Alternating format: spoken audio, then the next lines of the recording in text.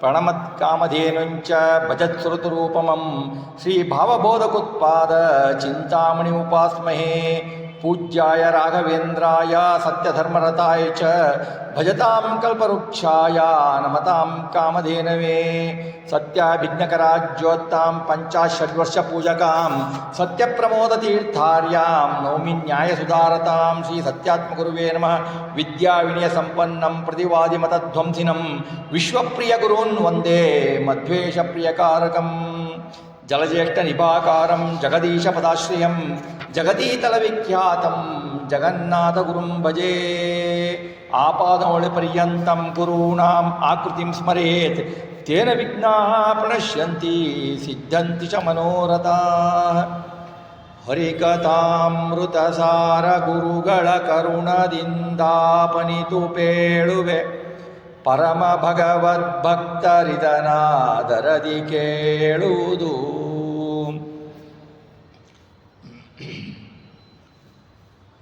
ಹರಿಕಥಾಮೃತಸಾರ ಗ್ರಂಥದ ಪಂಚತನ್ಮಾತ್ರ ಸಂಧಿಯ ಚಿಂತನೆಯಲ್ಲಿ ತೊಡಗಿದ್ದೇವೆ. ಈ ಚಿಂತನೆಯಲ್ಲಿ ನಮಗೆ ಆರೋಗ್ಯ ತಂದುಕೊಡುವ ರೂಪಗಳ ಚಿಂತನೆ, ನರಸಿಂಹ ರೂಪದ ವಿಶೇಷ ಚಿಂತನೆ, ಲಕ್ಷ್ಮೀದೇವಿಯ ವಿಶೇಷ ಚಿಂತನೆ ಹಾಗೂ ಅಲ್ಲಲ್ಲಿ ಭಗವದ್ ರೂಪಗಳ ಸಂಖ್ಯೆಗಳು ಇವುಗಳ ವಿವರಣವನ್ನು ಕೊಡ್ತಾ ಇದ್ದಾರೆ. ಇವತ್ತಿನ ದಿವಸ 6ನೆಯ ಪದ್ಯದಿಂದ ಆರಂಭ ಮಾಡಬೇಕು. ಶಿರಗಳೈದೈದೆರಡು ಬಾಹುಗಳೆರಡು ಪಾದಗಳು ಒಂದು ಮಧ್ಯೋದರದಿ ಶೋಭಿಪ ವಾಂಗ್ಮನೋಮಯ ನೆನಿಪ ನಿತ್ಯದಲ್ಲಿ ಕರಣಧಾತುಗಳಲ್ಲಿ 72,000 ನಾಡಿಗಳೊಳಿದ್ದು ಅರವಿದೂರನು ಭಾರತ ಪ್ರತಿಪಾದ್ಯನೆಂದೆನಿಸಿ. ಇಲ್ಲಿ ಶಾಸ್ತ್ರ ಸಂವಾದಕ್ಕೆ ಆಗುವ ಭಗವಂತನ ರೂಪ ವಾಂಗ್ಮನೋಮಯ ರೂಪಗಳನ್ನು ಹೇಳ್ತಾ ಇದ್ದಾರೆ. ಇದರಲ್ಲಿ 2 ತರಹ ಚಿಂತನೆ ಇದೆ. ಕಮಲಾಪತಿ ದಾಸರಿಂದ ವಿರಚಿತ ಭಾವದರ್ಪಣ ವ್ಯಾಖ್ಯಾನ ಹಾಗೂ ವಿಜಯದಾಸರ ಸುಳಾದಿ. ಸ್ವಲ್ಪ ವ್ಯತ್ಯಾಸ ಇದೆ, ಎರಡನ್ನು ನೋಡೋಣ. ಕಮಲಾಪತಿ ದಾಸರನ್ನು ನೋಡಿದಾಗ ಶಿರಗಳೈದು, 5 ಬಾಹುಗಳು ಅಂದರೆ ಶಿರಗಳು 5, 5 ಬಾಹುಗಳು ಅಂದರೆ 10 ಕೈಗಳು, 2 ಪಾದಗಳು, 1 ಮಧ್ಯೋದರದಿ ಶೋಭಿಪ ವಾಂಗ್ಮಯ ಮನೋಮಯ ನೆನಿಪ ನಿತ್ಯದಲ್ಲಿ ಅಂತ ಇದೆ. ಅಂದರೆ ಶ್ರೀಹರಿಗೆ 5 ಪಂಚಮಹಾಭೂತಗಳೇ 5 ಶಿರಸ್ಸುಗಳು. ದಶೇಂದ್ರಿಯಗಳಿದವಲ್ಲ ನಮ್ಮದು, ಅವು 10 ಬಾಹುಗಳು. ಪುಣ್ಯ ಹಾಗೂ ಪಾಪಗಳೆಂಬ ಕರ್ಮಗಳೇ 2 ಪಾದಗಳು. ಅಹಂಕಾರ ಹಾಗೂ ಬುದ್ಧಿಯೇ ಮಧ್ಯಪ್ರದೇಶವಾಗಿರುವ ಉದರ. ಹೀಗೆ ವಾಂಗ್ ಹಾಗೂ ಮನೋಮಯ ನೆನಪ ಹರಿ 10 ಇಂದ್ರಿಯಗಳಲ್ಲಿ ಇರ್ತಾನೆ. ಇಷ್ಟಲ್ಲದೆ ಅವನು ನಮ್ಮ ದೇಹದ ಕೋಟೆಯಂತಿರುವ ಸಪ್ತಧಾತುಗಳಲ್ಲಿ ಇರ್ತಾನೆ. ನಮ್ಮ ದೇಹದಲ್ಲಿರುವ 72,000 ನಾಡಿಗಳ ಒಳಗೆ ಭಗವಂತ ರೂಪದಿಂದ ಇರ್ತಾನೆ ಅಂತ ಹೇಳಿದರು. ಇದರಲ್ಲಿ ವಾಂಗ್ಮಯ ರೂಪ ಅನ್ನೋದಕ್ಕೆ ಬರೋಣ. ಇದಕ್ಕಿಂತ ಮುಂಚೆ ವಿಜಯದಾಸ ಸುಳಾದಿ ಪ್ರಕಾರ ನೋಡೋಣ. ಅದನ್ನು ಒಂದು ನೋಡಿಬಿಟ್ಟು ಆಮೇಲೆ ವಾಂಗ್ಮಯ ರೂಪಕ್ಕೆ ಬರೋಣ. ಇಬ್ಬರು ಹೇಳ್ತಾರೆ, ಶ್ರೀಹರಿಗೆ 10 ಶರೀರಗಳು, 5 ಶಿರಸ್ಸು. 10ರಲ್ಲಿ 5 ಶಿರಸ್ಸು ಬಲಭಾಗದಲ್ಲಿರುವ ಗರುಡ, ಶೇಷ, ರುದ್ರ, ಇಂದ್ರ, ಕಾಮರಿಗೆ ಪ್ರೇರಕ. 5 ಶಿರಸ್ಸುಗಳು ಎಡಭಾಗದಲ್ಲಿರುವ ಅವರವರ ಪತ್ನಿಗೆ ಪ್ರೇರಕ. ಸೌಪರ್ಣಿ, ವಾರುಣಿ, ಪಾರ್ವತಿ, ಶಚಿ, ರತಿಯರಿಗೆ ಪ್ರೇರಕ. 2 ಬಾಹುಗಳು, 2 ಪಾದಗಳು, 1 ಮಧ್ಯಭಾಗದಲ್ಲಿರುವ ಉದರ. ಹೀಗೆ ಶ್ರೀಹರಿಯು ಶರೀರದಲ್ಲಿ ಇದ್ದು ವಾಂಗ್ ಹಾಗೂ ಪಂಚವಿಧ 5 ಪ್ರಕಾರ ಮನಸ್ಸಿನಲ್ಲಿ ಪ್ರೇರಕನಾಗಿ ವಾಂಗ್ಮಯ ಹಾಗೂ ಮನೋಮಯ ನೆನೆಸುತ್ತಾನೆ ಅಂತ ಹೇಳ್ತಾರೆ. ಅಂದರೆ ಇದರಲ್ಲಿ 5 ರೂಪಗಳು ಹೇಳ್ತಾರೆ. ಸಂಕಲ್ಪ, ವಿಕಲ್ಪ, ರೂಪ ಮನಸ್ಸು, ನಿಶ್ಚಯ ರೂಪ ಬುದ್ಧಿ, ತನ್ನ ಅಧೀನದಲ್ಲಿ ಸ್ವಾತಂತ್ರ್ಯವನ್ನೇ ತಿಳಿಯುವುದು ಅಹಂಕಾರ, ವಿಮರ್ಶೆಯಿಂದ ಪೂರ್ವೋಕ್ತ ಸ್ಮರಣೆಯಿಂದ ನಿಶ್ಚಯವಾಗುವುದು, ಪ್ರವಾಹ ರೂಪವಾದ ವೃತ್ತಿಜ್ಞಾನ, ಚೇತನ, ಹೀಗೆ ಜೀವರಲ್ಲಿ ಪ್ರೇರಕರಾಗಿ ಅವರವರಿಗೆ ಅವರವರ ಗತಿ ಪ್ರೇರಕನಾಗಿರ್ತಾನೆ ಶ್ರೀಹರಿ ಅಂತ ಹೇಳ್ತಾರೆ. ಪ್ಲಸ್ ಇದಲ್ಲದೆ ಸಪ್ತಧಾತುಗಳು 72,000 ನಾಡಿಗಳು. ಇವರು ಹೇಳ್ತಾರೆ ವಿಜಯದಾಸರು, ಪರಮ ರಹಸ್ಯ ಇದೆಂದು ಕೇಳಿರಿ ಸುಜನರು ಅರುಹುವೆ, ಶಿರದಶ ತೋಳೆರಡು ಧರಿಸುತ್ತ ಸರಿದೇಹದಲ್ಲಿ ನಿಂತು, ತ್ರಿವಿಧರ ಮನದಿ ಇಪ್ಪ ಸುರರಿಂಗೆ ಬಲಭಾಗ ಪಂಚಾಸ್ಯ, ಇವರಿವರ ಸ್ತ್ರೀಯರಿಗೆ ವಾಮ ಪಂಚಾಸ್ಯದಿಂದ ಪ್ರೇರಣೆ ಮಾಡುತ್ತ ಸದಾಕಾಲ ಶರಣನ ಒಲಸಿರಿ ವಿಜಯ ವಿಠ್ಠಲ ದೇವ ಪ್ರಾಂತಕ್ಕೆ ಕೊಡುತ್ತಿಪ್ಪ ಇವರಿವರಿಯ ಗತಿ. ಇದಕ್ಕೆ ಬ್ರಹ್ಮಸೂತ್ರ ಭಾಷೆನೂ ಮೂಲ ಇದೆ. ಬ್ರಹ್ಮಸೂತ್ರ ಓಂ ಪಂಚವೃತ್ತಿರ್ಮನೋ ವದ್ಯೋಪದಿಶ್ಯತೆ ಓಂ ಮನೋಬುದ್ಧಿಶ ಅಹಂಕಾರ ಚಿತ್ತಂ ಚೇತನಂ ಚ ಇತಿ. ಇದು ಬ್ರಹ್ಮಸೂತ್ರ. ಅದು ಈಗ ಈ ರೂಪಗಳಲ್ಲಿ ಪ್ರತಿಪಾದ್ಯನ ಇರುವ ಭಗವಂತ ವಾಂಗ್ಮಯ ಎಣಿಸಿಕೊಳ್ತಾನೆ. ವಾಂಗ್ಮಯ ಅಂತಂದರೆ ಏನು? ವಾಕ್ ಅಂದರೆ ಮಾತುಗಳು, ನುಡಿಗಳು. ವಾಂಗ್ಮಯ ಅಂದರೆ ನಾವು ಏನು ಗ್ರಂಥವನ್ನು ಓದುತ್ತಿರುವೋ ಅವರಿಗೆ ಇರುವ ಭಗವಂತನ ರೂಪ ವಾಂಗ್ಮಯ. ಎಲ್ಲ ಗ್ರಂಥಗಳಲ್ಲೂ ಭಗವಂತನ ರೂಪ ಇದೆ. ವಾಂಗ್ಮಯ ಅಂದರೆ ಎರಡು ಬರುತ್ತೆ. ಅಪೌರುಷೇಯತ್ವ ವಾಂಗ್ಮಯ, ಪೌರುಷೇಯತ್ವ ವಾಂಗ್ಮಯ. ಅಪೌರುಷೇಯತ್ವ ವಾಂಗ್ಮಯ ಅಂದರೆ ವೇದಗಳು ಯಾರಿಂದಲೂ ರಚಿಸದೇ ಇಲ್ಲದರವು. ಪೌರುಷೇಯತ್ವ ಅಂದರೆ ವೇದಕ್ಕೆ ಅನುಸಾರಿಯಾಗಿ ರಚಿಸಲ್ಪಟ್ಟ, ವೇದವ್ಯಾಸರಿಂದ ರಚಿಸಲ್ಪಟ್ಟ ಗ್ರಂಥಗಳು, ಪುರಾಣಗಳು. ಅದು ವೇದಕ್ಕೆ ಅನುಸಾರಿಯಾಗಿರಬೇಕು. ಹೀಗೆ ಎರಡು ವಾಂಗ್ಮಯದಲ್ಲಿ ಎರಡು ರೂಪಗಳಿಂದ ಭಗವಂತ ಇರ್ತಾನೆ. ವಾಂಗ್ಮಯ ರೂಪ ಅವನು ಪ್ರತಿಪಾದ್ಯ ಅಂತ ನಾವು, ದೋಷ ದೂರನಾದವನವನು, ಅವನು ಪ್ರತಿಪಾದ್ಯ ಎಂದು ನಾವು ಅನುಸಂಧಾನ ಮಾಡಿದರೆ ನಮಗೆ ವಾಂಗ್ಮಯ ರೂಪನಾದ ಪರಮಾತ್ಮ ನಮಗೆ ಯಥಾರ್ಥ ಜ್ಞಾನವನ್ನು ಕೊಡ್ತಾನೆ. ಇವನಿಗೆ ಭಾರತ ಪ್ರತಿಪಾದ್ಯ. ಮಹಾಭಾರತ ವೇದ ಸದೃಶವಾದ ಗ್ರಂಥ. ಇದರಲ್ಲಿ ಹೇಳ್ತಾರೆ ನೋಡಿ, ವಾಂಗ್ಮಯದಲ್ಲಿ ಹೇಗೆ ಹೇಳ್ತಾರೆ ಅಂದರೆ ಭಾರತ ಸಹಿತ 5 ವೇದಗಳು, 4 ವೇದಗಳು, ಪಂಚವೇದ ಅಂತಲೇ ಕರೆಸಿಕೊಳ್ಳುತ್ತೆ ಮಹಾಭಾರತ. 5 ಶಿರಗಳು, 10 ಉಪನಿಷತ್ಗಳಿದ್ದಾವೆ. 10 ಉಪನಿಷತ್ಗಳೇನು? 10 ಬಾಹುಗಳು, ತೋಳುಗಳು. 2 ಪಾದದ್ವಯಗಳು ಅಂದರೆ 18 ಪುರಾಣಗಳು 1 ಪಾದ, 18 ಉಪಪುರಾಣಗಳು 1 ಪಾದ, 2 ಪಾದಗಳು. ಭಾರತಾದಿ ಯಾವತ್ತು ಎಲ್ಲ ಅರ್ಥಗಳು ಸೇರಿಕೊಂಡು ಒಂದು ಉದರ. ಹೀಗೆ ಪರಮಾತ್ಮ ರೂಪವನ್ನು ಚಿಂತನೆ ಮಾಡಬಹುದು. ವಾಂಗ್ಮಯ ಪರಮಾತ್ಮನ ರೂಪವನ್ನು ಚಿಂತನೆ ಮಾಡಬಹುದು. ಈ ಪರಮಾತ್ಮ ವೇದಶಾಸ್ತ್ರಗಳ ಅರ್ಥಗಳನ್ನು ಮನೋದ್ವಾರ ನಮ್ಮ ವಾಕ್ಯಗಳಿಂದ ಉಚ್ಚಾರ ಮಾಡಿಸ್ತಾನೆ, ಸಂವಾದ ಮಾಡಿಸ್ತಾನೆ, ಮನೋವಾಕ್ಯಗಳಲ್ಲಿ ಸಂವಾದ ಮಾಡಿಸ್ತಾನೆ ಅಂತ ನಾವು ತಿಳಿದುಕೊಳ್ಳಬೇಕು ಈ ವಾಂಗ್ಮಯ ರೂಪವನ್ನು. ಈ ರೀತಿ ಭಗವಂತನನ್ನು ಚಿಂತನೆ ಮಾಡಿದರೆ ನಮಗೆ ಯಥಾರ್ಥ ಜ್ಞಾನವನ್ನು ಕೊಡುವ ಗ್ರಂಥಗಳ ಚಿಂತನೆಯಲ್ಲಿ, ಗ್ರಂಥಗಳ ಅಧ್ಯಯನದಲ್ಲಿ ವಾಂಗ್ಮಯ ರೂಪಿ ಭಗವಂತ ನಮಗೆ ಮನಸ್ಸನ್ನು ಕೊಡ್ತಾನೆ. ವಾಂಗ್ಮಯ ರೂಪಿ, ವಾಂಗ್ ಮನೋಮಯ ರೂಪಿ.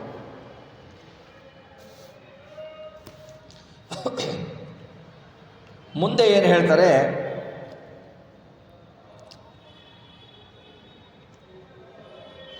ಮುಂದೆ ಜೀವನದಲ್ಲಿ ಬರುವ ತರಂಗಗಳನ್ನು ಹೇಳ್ತಾರೆ. ಈರೆರಡು ದೇಹೋರ್ಮಿ ಭೂತಗಳಾರಧಿಕ ದಶ ಋಗ್ವಿನುತ ಲಕ್ಷ್ಮೀ ರಮಣ ವಿಷ್ಣಾಖ್ಯ ರೂಪದಿ ಚತುಷಷ್ಟಿಗಳ ಧಾರಕನು ತಾನಾಗಿ ಬ್ರಹ್ಮಪುರಾರಿ ಮುಖ್ಯರೊಳಿದ್ದು ಸತತ ವಿಹಾರ ಮಾಳ್ಪನು ಚತುಷ್ಟದಾಂಹಯದಿ ಲೋಕದೊಳು.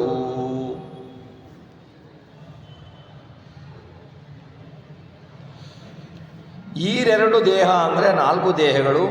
ಪೂರ್ವೋಕ್ತ ಜೀವ, ಲಿಂಗ, ಅನಿರುದ್ಧ. ಜೀವ ಅಂದರೆ ಸ್ವರೂಪ ದೇಹ, ಲಿಂಗ ದೇಹ, ಅನಿರುದ್ಧ ದೇಹ, ಸ್ಥೂಲ ದೇಹ. ಸ್ಥೂಲ ದೇಹಗಳಲ್ಲಿ 4 ವಿಧಗಳು: ಸ್ವೇದಜ, ಉದ್ವಿಜ, ಅಂಡಜ, ಜರಾಯುಜ ಎಂಬ 4 ವಿಧಗಳು. ಊರ್ಮಿ 6 ತರಂಗಗಳು. ಊರ್ಮಿ ಅಂದರೆ ತರಂಗಗಳು. 6 ತರಂಗಗಳಿವೆ ಈ ಜೀವನಲ್ಲಿ. ಇದರಲ್ಲಿ ಸ್ವಲ್ಪ ನಮಗೆ ಅನುಮಾನ ಬರುತ್ತೆ. ದಾಸರು ಪದ ಉಪಯೋಗಿಸಿದ್ದಾರೆ 6 ತರಂಗಗಳು ನಮ್ಮ 4 ದೇಹಗಳಲ್ಲಿ ಬರುತ್ತೆ ಅಂದರೆ ಈ 6 ತರಂಗಗಳು ಸಾಮಾನ್ಯ ನಮ್ಮ ಸ್ಥೂಲ ದೇಹಕ್ಕೆ ಅನುಸಂಧಾನ ಮಾಡಬೇಕು. ಸ್ಥೂಲ ದೇಹದಲ್ಲಿಯೇ ಅನುಸಂಧಾನವನ್ನು ಮಾಡೋಣ. 6 ತರಂಗಗಳು ಯಾವುದು? ಅಸ್ಥಿ, ಜಾಯತೆ, ವರ್ಧತೆ, ಪರಿಣಮತೆ, ಅಪಕ್ಷೀಯತೆ. ಅಪಕ್ಷೀಯತೆ ಅಂದರೆ ಮರಣ ಅಂತ. ಇವು 6 ಊರ್ಮಿಗಳು.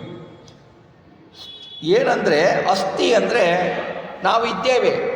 ಏನಂದರೆ ಶುಕ್ಲ ರೂಪದಿಂದ ನಾವಿದ್ದೇವೆ, ಇದು 1ನೇ ಸ್ಥಿತಿ. ಜಾಯತೆ ಗರ್ಭದಿಂದ ಹುಟ್ಟುತ್ತೇವೆ, ಇದು 2ನೇ ಸ್ಥಿತಿ. ವರ್ತತೆ ಹುಟ್ಟಿದಾಗ ನಾವು ಬೆಳೆಯುತ್ತೇವೆ, ಇದು 3ನೇ ತರಂಗ. ಅಪರಿಣಮತೆ ನಾವು ಬೆಳೆಯುತ್ತೇವೆ ಮತ್ತು ಪರಿಣಾಮ ಹೊಂದುತ್ತೇವೆ. ನೋಡಿ, ನಮ್ಮ ದೇಹ ನಾವು ಮುಂಚೆ ಆಕಾರ ತೆಗೆದುಕೊಂಡಿರೋಲ್ಲ, ಗರ್ಭದಲ್ಲಿರ್ತೀವಿ, ಹುಟ್ಟುತ್ತೇವೆ, ಆಮೇಲೆ ನಾವು ಬೆಳೆಯುತ್ತೇವೆ, ವರ್ಧತೆ ಶಿಶುವಾಗಿ ಬೆಳೆಯುತ್ತೇವೆ, ಪರಿಣಮತೆ ವ್ಯತ್ಯಾಸಗೊಳ್ಳುತ್ತೇವೆ. ನಾವು ನಮ್ಮ ದೇಹ ಕ್ಷಣ ಕ್ಷಣಕ್ಕೂ ಪರಿಣಾಮಗೊಳ್ತಿರುತ್ತೆ, ನಮಗೆ ಗೊತ್ತಾಗಲ್ಲ. ಈಗ ಇರುವ ದೇಹದಲ್ಲಿರುವ ಸೆಲ್ಗಳು ಎಷ್ಟೋ ನೆಕ್ಸ್ಟ್ ಕ್ಷಣದಲ್ಲಿ ನಾಶ ಆಗ್ತವೆ, ಅದೇ ಇರಲ್ಲ. ಹಾಗಾಗಿ ಪರಿಣಾಮ ಹೊಂದಿರುತ್ತೆ. ನಾವು ನೋಡಿ, ನಾವು ಚಿಕ್ಕವರಿರ್ತೀವಿ, ಚಿಕ್ಕವರಿದ್ದಾಗ ಹೇಗಿರ್ತೀವೋ 20 ವರ್ಷದಲ್ಲಿ ಹೇಗಿರ್ತೀವೋ 40 ವರ್ಷದಲ್ಲಿ ಹಾಗೆ. 20 ವರ್ಷದಲ್ಲೇ ದಿವಸಗಳಲ್ಲಿ ವ್ಯತ್ಯಾಸ ಇರುತ್ತೆ. ಸುಮ್ಮನೆ ತೊಗೊಂಡ್ರೆ 40 ವರ್ಷಕ್ಕೆ ಆಗಿರಲ್ಲ. 40 ವರ್ಷ ಇದ್ದಾಗ 60 ವರ್ಷದಲ್ಲಿ ಆಗಿರಲ್ಲ ಅಲ್ವಾ? ಇದು ಪರಿಣಾಮ. ನಾವು ಅದಕ್ಕೆ ಏನು ಮಾಡ್ತೀವಿ, ನಾವು ಲೌಕಿಕವಾಗಿ ಏನು ಮಾಡ್ತೀವಿ ಅಂದರೆ ನಮ್ಮ ಆಲ್ಬಮ್ನಲ್ಲಿ ಫೋಟೋ ಕೊಟ್ಟಿರ್ತೀವಿ. ನಾನು ಸಣ್ಣ ಮಗು ಇದ್ದಾಗ ಹೀಗಿದ್ದೆ,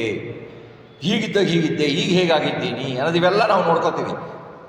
ಇದು ಪರಿಣಾಮತೆ, ಪರಿಣಾಮ ಹೊಂತೀವಿ ನಾವು. ನಮ್ಮ ಕೂದಲು ಕಪ್ಪಿರುತ್ತೆ, ಕೂದಲು ತಲೆ ತುಂಬ ಇರುತ್ತೆ. ಈಗೀಗ ಸಣ್ಣ ಹುಡುಗರಿಗೂ ಕೂದಲು ಇರಲ್ಲ, ಸಣ್ಣ ಹುಡುಗರಿಗೂ ಬಿಳೆ ಆಗಿರುತ್ತೆ, ಅದು ಬೇರೆ ವ್ಯತ್ಯಾಸ. ಆಮೇಲೆ ಯಾವಾಗ ಕಾಲ ಹೋಗ್ತಾ ಬರುತ್ತೋ ಆವಾಗ ನಾವು ಕನ್ನಡಿಯಲ್ಲಿ ನೋಡಿಕೊಂಡ್ರೆ ಅಯ್ಯೋ ನನ್ನ ಕೂದಲು ಇಷ್ಟೇ ಉಳಿದಿದೆ, ಅಯ್ಯೋ ನನ್ನ ಕೂದಲು ಬೆಳಗಾಗೋಗಿದೆ, ಇದೆಲ್ಲ ಪರಿಣಾಮ. ಅಯ್ಯೋ ನನ್ನ ಚರ್ಮ ಸುಕ್ಕಟ್ಟಿದೆ, ಪರಿಣಾಮ. ಅಪಕ್ಷೀಯತೆ ಅಂದರೆ ಕುಗ್ಗುವುದು. ಈಗ 40 ವರ್ಷ 50 ವರ್ಷ ಆದ ಮೇಲೆ ದೇಹ ಕುಗ್ಗುತ್ತಾ ಬರುತ್ತೆ, ಅದು ನಮಗೆ ಗೊತ್ತಾಗತ್ತೆ. ಶಕ್ತಿ ಕುಗ್ಗುತ್ತಾ ಬರುತ್ತೆ, ದೇಹದ ಅಂಗಾಂಗಗಳು ಕುಗ್ತವೆ. ಕೆಲವರು ಸ್ಟ್ರೈಟ್ ನಡೀತಾ ಇರೋರು ಗೂನ್ ಬೆನ್ನಾಗಿ ನಡೀತಾರೆ, ಕೆಲವರುಗಳು ಕಾಲುಗಳು ಸರಿಗೆ ಬರಲ್ಲ, ಕಣ್ಣುಗಳು ಸರಿ ಕಾಣಲ್ಲ, ಕಿವಿಗಳು ಸರಿ ಕೇಳಲ್ಲ. ಇದೆಲ್ಲ ದೇಹದ ಶಕ್ತಿ ಕುಂದುತ್ತಾ ಬರುತ್ತೆ. ಅಪಕ್ಷೀಯತೆ, ಕೊನೆಗೆ ಒಂದು ದಿವಸ ಮರಣ ಹೊಂತಾನೆ. ಇದು 6 ತರಂಗಗಳು. ನಮ್ಮ ದೇಹವೆಂಬ ಸಾಗರದಲ್ಲಿ 6 ತರಂಗಗಳು ಇವು. 6 ತರಂಗಗಳು. ಈ ತರಂಗಗಳು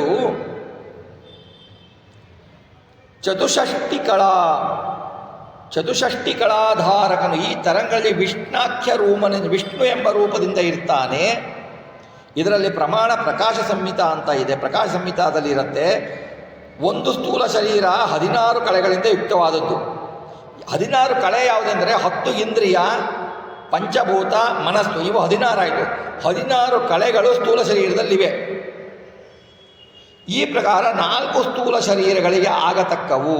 ಅಂದರೆ 4 ಸ್ಥೂಲ ಶರೀರ ಅಂದರೆ ಯಾವುದು? ಸ್ವೇದಜ, ಉದ್ವಿಜ, ಅಂಡಜ, ಜರಾಯುಜ ಅಂತ ತಗೊಳ್ಳಿ. ಯಾಕೆಂದರೆ ಸ್ಥೂಲ ದೇಹ ಬಿಟ್ಟುಬಿಟ್ರೆ ಇನ್ನು 3 ದೇಹಗಳಿಗೆ ಆ ಥರ ಪರಿಣಾಮತೆ ಇರಲ್ಲ. 6 + 16 ಅಂತ. ಈ 16 ಋಗ್ವಿನುತ, ವೇದ ಋಕ್ಕುಗಳಿಂದ ವಿನುತನಾದವನು. 16 ಋಕ್ಕುಗಳು. ಪುರುಷ ಸೂಕ್ತದಲ್ಲಿ ಇಡೀ ಪ್ರಪಂಚ ಚಿಂತನೆ ಇದೆ, ಬ್ರಹ್ಮಾಂಡ ಚಿಂತನೆ ಇದೆ. ಪುರುಷ ಸೂಕ್ತ 14 ಋಕ್ಕುಗಳನ್ನು ಕೊಂಡಿದ್ದು. ಈ ಋಕ್ಕುಗಳು 16. ಆ 16 ಋಕ್ಕುಗಳಲ್ಲಿ ಭಗವಂತನ ರೂಪಗಳು 64 ಸೇರಿವೆ.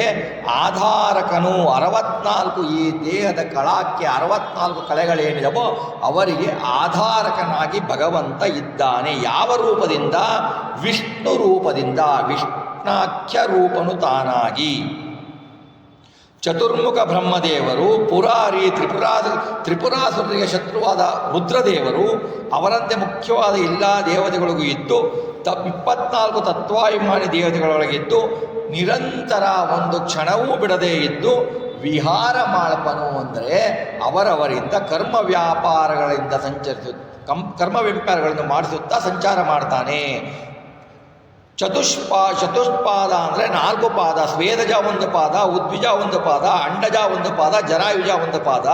ಈ 4 ಪಾದಗಳ ಸಂಕೇತ ಅಂಹೊಯದಿ. 4 ಪಾದದಲ್ಲಿ ತನ್ನಾಮ ರೂಪದಿಂದ ಆಯಾ ಪಾಠದ ರೂಪದಿಂದ ಇರ್ತಾನೆ.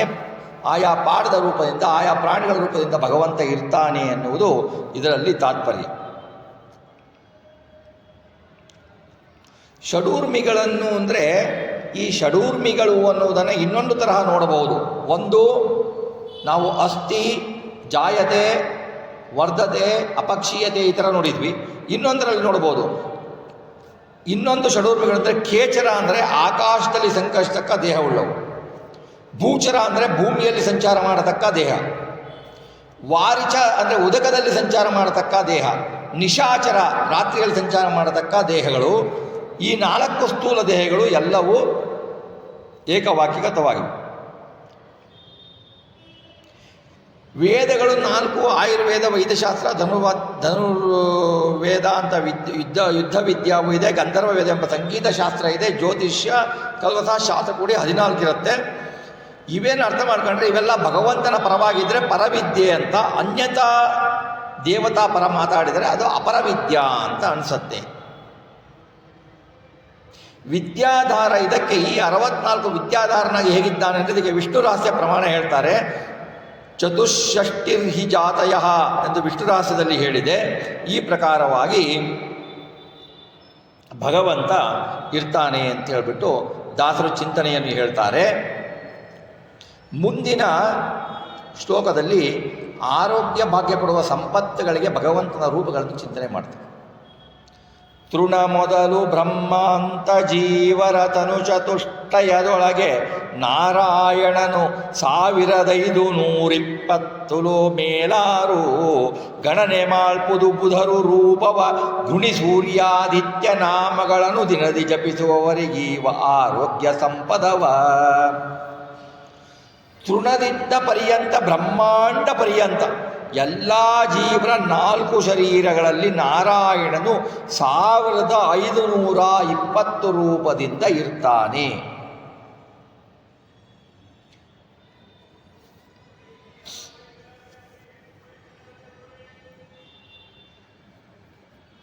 ಬುಧರು ರೂಪಗಳನ್ನು ಚಿಂತನೆ ಮಾಡ್ತಾರೆ. ಘೃಣಿ, ಸೂರ್ಯ, ಆದಿತ್ಯ ನಾಮಗಳು ಇವು 3 ಸೂರ್ಯನ ನಾಮಗಳು.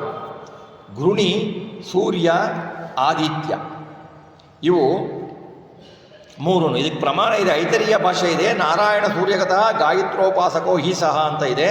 ತಂತ್ರಸಾರದಲ್ಲಿ ಸರ್ವವ್ಯಾಧಿಹರ ಶ್ರೀದೋ ದೃಷ್ಟಿದೋಯಂ ಮನುಸ್ಮೃತಃ ಇತಿ ಅಂತ ಇದೆ. ಇನ್ನೊಂದು ಏನು ಮಾಡ್ತಾರೆ ಅಂದರೆ ಘೃಣಿ, ಸೂರ್ಯ, ಆದಿತ್ಯರು ಇವರು ಸೂರ್ಯ ಘೃಣಿ ಅಂತಂದರೆ ನೀವೇನು ತಿಳ್ಕೊಳ್ಬೇಕು ಅಂದರೆ ಸೂರ್ಯಮಂಡಲ ಇದೆಯಲ್ಲ ಅದಕ್ಕೆ ಘೃಣಿ ಅಂತ. ಅದಂತರ್ಗತ ಸೂರ್ಯಮಂಡಲದಲ್ಲಿ ಇರುವ ಸೂರ್ಯದೇವನ ಅಂತರ್ಗತ ಘೃಣಿ ವಾಚ್ಯನಾಗಿ ಭಗವಂತ ಇರ್ತಾನೆ. ಸೂರ್ಯ ಅಂದರೆ ಸೂರ್ಯನ ಕಿರಣಗಳು, ತದಂತರ್ಗತ ಸೂರ್ಯನಾರಾಯಣ ಇರ್ತಾನೆ. ಆದಿತ್ಯ ಅಂದರೆ ಸೂರ್ಯನು, ತದಂತರ್ಗತ ಆದಿತ್ಯ ವಾಚ್ಯ ನಾರಾಯಣ ಇರ್ತಾನೆ. ಈ 3 ರೂಪಗಳಿಂದ ಭಗವಂತ ಸೂರ್ಯನಲ್ಲಿ ಇರ್ತಾನೆ. ಇದನ್ನು ಜಪಿಸುವವರಿಗೆ ಏನು ಮಾಡ್ತಾನೆ ಅಂದರೆ ಒಳ್ಳೆ ಆರೋಗ್ಯ ಕೊಡ್ತಾನೆ. ನೋಡಿ, ನಮಗೆ ಸೂರ್ಯನಿಂದನೇ ಆರೋಗ್ಯ ಸಿಗೋದು. ಆರೋಗ್ಯ ಗುರುನಾಮಕ ಪರಮಾತ್ಮ ಭಾಗ್ಯ ವೈರಾಗ್ಯ ರೂಪವಾದ ಭಾಗ್ಯವನ್ನು ಕೊಡ್ತಾನೆ, ಸಂಪದವನ್ನು ಕೊಡ್ತಾನೆ, ಪ್ರತಿ ದಿನದಲ್ಲೂ ಕ್ರಮೇಣ ಅಭಿವೃದ್ಧಿ ಮಾಡ್ತಾನೆ ಅಂತ. ಘೃಣಿ, ಸೂರ್ಯ, ಆದಿತ್ಯ ನಾಮಗಳಲ್ಲಿ ಸೂರ್ಯನಾಮಕ ಭಗವಂತನ ಸೂರ್ಯಮಂಡಲ, ಸೂರ್ಯ ಕಿರಣಗಳು, ಸೂರ್ಯನಲ್ಲಿ ಅಂತರ್ಗತನಾದ ಭಗವಂತನ ರೂಪವನ್ನು ಚಿಂತಿಸಿ ಅದರಲ್ಲಿ ಆ ರೂಪಗಳ ದ್ವಾರ ನಾವು ಭಗವಂತನ ಅನುಸಂಧಾನ ಮಾಡಿದರೆ ಭಗವಂತ ನಮಗೆ ಆರೋಗ್ಯಗಳನ್ನು ಕೊಡ್ತಾನೆ, ಆರೋಗ್ಯವನ್ನು ಕೊಡ್ತಾನೆ. ಲೌಕಿಕವಾಗಿಯೂ ಆರೋಗ್ಯವನ್ನು ಕೊಡ್ತಾನೆ, ಬುದ್ಧಿಸ್ಥವಾಗಿಯೂ ಆರೋಗ್ಯವನ್ನು ಕೊಡ್ತಾನೆ ಭಗವಂತ, ಅಭಿವೃದ್ಧಿ ಮಾಡಿ ಕೊಡ್ತಾನೆ. ಈ ಚಿಂತೆ ನಮಗೆ ಸೂರ್ಯ ನಮಸ್ಕಾರ ಮಾಡಬೇಕಾದ್ರೆ ಬರಬೇಕಾಗತ್ತೆ. ನಾವು ಸುಮ್ಮನೆ ಈಗ ನೋಡ್ತೀವಿ ಎಲ್ಲ ಯೋಗ ಸೂರ್ಯ ನಮಸ್ಕಾರ ಎಲ್ಲ, ಭಗವಂತನ ಚಿಂತನೆ ಏನೂ ಇಲ್ಲದೆ ಮಾಡಿದರೆ ಅದು ಬರೀ ಲೌಕಿಕ ದೇಹಕ್ಕೆ. ಇದು ನೀವು ಎಷ್ಟು ಸೂರ್ಯ ನಮಸ್ಕಾರ ಹಾಕಿದರೂ, ಎಷ್ಟು ವಾಕಿಂಗ್ ಹೋದರೂ, ಎಷ್ಟು ನಾವು ಯೋಗಾಸನ ಮಾಡಿದರೂ ಒಂದು ದಿವಸ ಅಲ್ಲ ಒಂದು ದಿವಸ ಅದು ಬಿದ್ದು ಹೋಗೋದೆ. ಅದಕ್ಕೆ ಬಿದ್ದೋಗ್ಲಿಕ್ಕೆ ತಡೆಯುವಂಥ ಯೋಗಾಸನ ಯಾವುದೂ ಇಲ್ಲ. ಆ ಯೋಗಾಸನ ಮಾಡಬೇಕಾದ್ರೆ ದೇಹದ ಆರೋಗ್ಯ ಏನು ತೊಗೊಳ್ತೀವಿ, ಸೂರ್ಯ ನಮಸ್ಕಾರ ಮಾಡಬೇಕಾದ್ರೆ ಏನು ಆರೋಗ್ಯ ತೊಗೊಳ್ತೀವಿ, ಇದರಲ್ಲಿ ಈ ಭಗವಂತನ ಚಿಂತನೆಯನ್ನು ಮಾಡಿದರೆ ನಮಗೆ ಪರಲೋಕದಲ್ಲಿ ನಮಗೆ ಜನ್ಮ ಜನ್ಮಾಂತರದ ಪುಣ್ಯ ಲಾಭವಾಗಿ ನಮಗೆ ಮೋಕ್ಷಕ್ಕೆ ಹಾದಿಯಾಗುತ್ತೆ. ಇದನ್ನು ನಾವು ತಿಳ್ಕೊಳ್ಬೇಕು. ನಾವು ಮಾಡುವ ಕಾರ್ಯ ಯೋಗಾಸನ ಮಾಡಬೇಕು, ಸೂರ್ಯ ನಮಸ್ಕಾರ ಮಾಡಬೇಕು, ಆದರೆ ಆ ಕಾರ್ಯಗಳಲ್ಲಿ ಭಗವಂತನ ಚಿಂತನೆ ಸಹಿತ ಮಾಡಿದರೆ ನಮಗೆ ಇಹಕ್ಕೂ ಒಳ್ಳೆಯದು, ಪರಕ್ಕೂ ಒಳ್ಳೆಯದು ಅಂತ ತಿಳ್ಕೊಳ್ಬೇಕಾಗತ್ತೆ.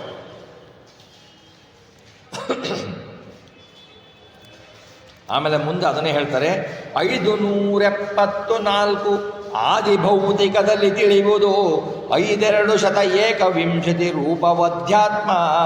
ಭೇದಗಳಲ್ಲಿ 230 ಮೇಲೊಂದಧಿಕ ಮೂರ್ತಿಗಳಾದರದಿ ಆದಿದೈವದೊಳು ಚಿಂತಿಪುದು ಭೂಸುರರು. ಇಲ್ಲಿ ಈ ಏನು 3 ರೂಪಗಳನ್ನು ಹಿಂದೆ ಹೇಳಿದರೋ, ಘೃಣಿ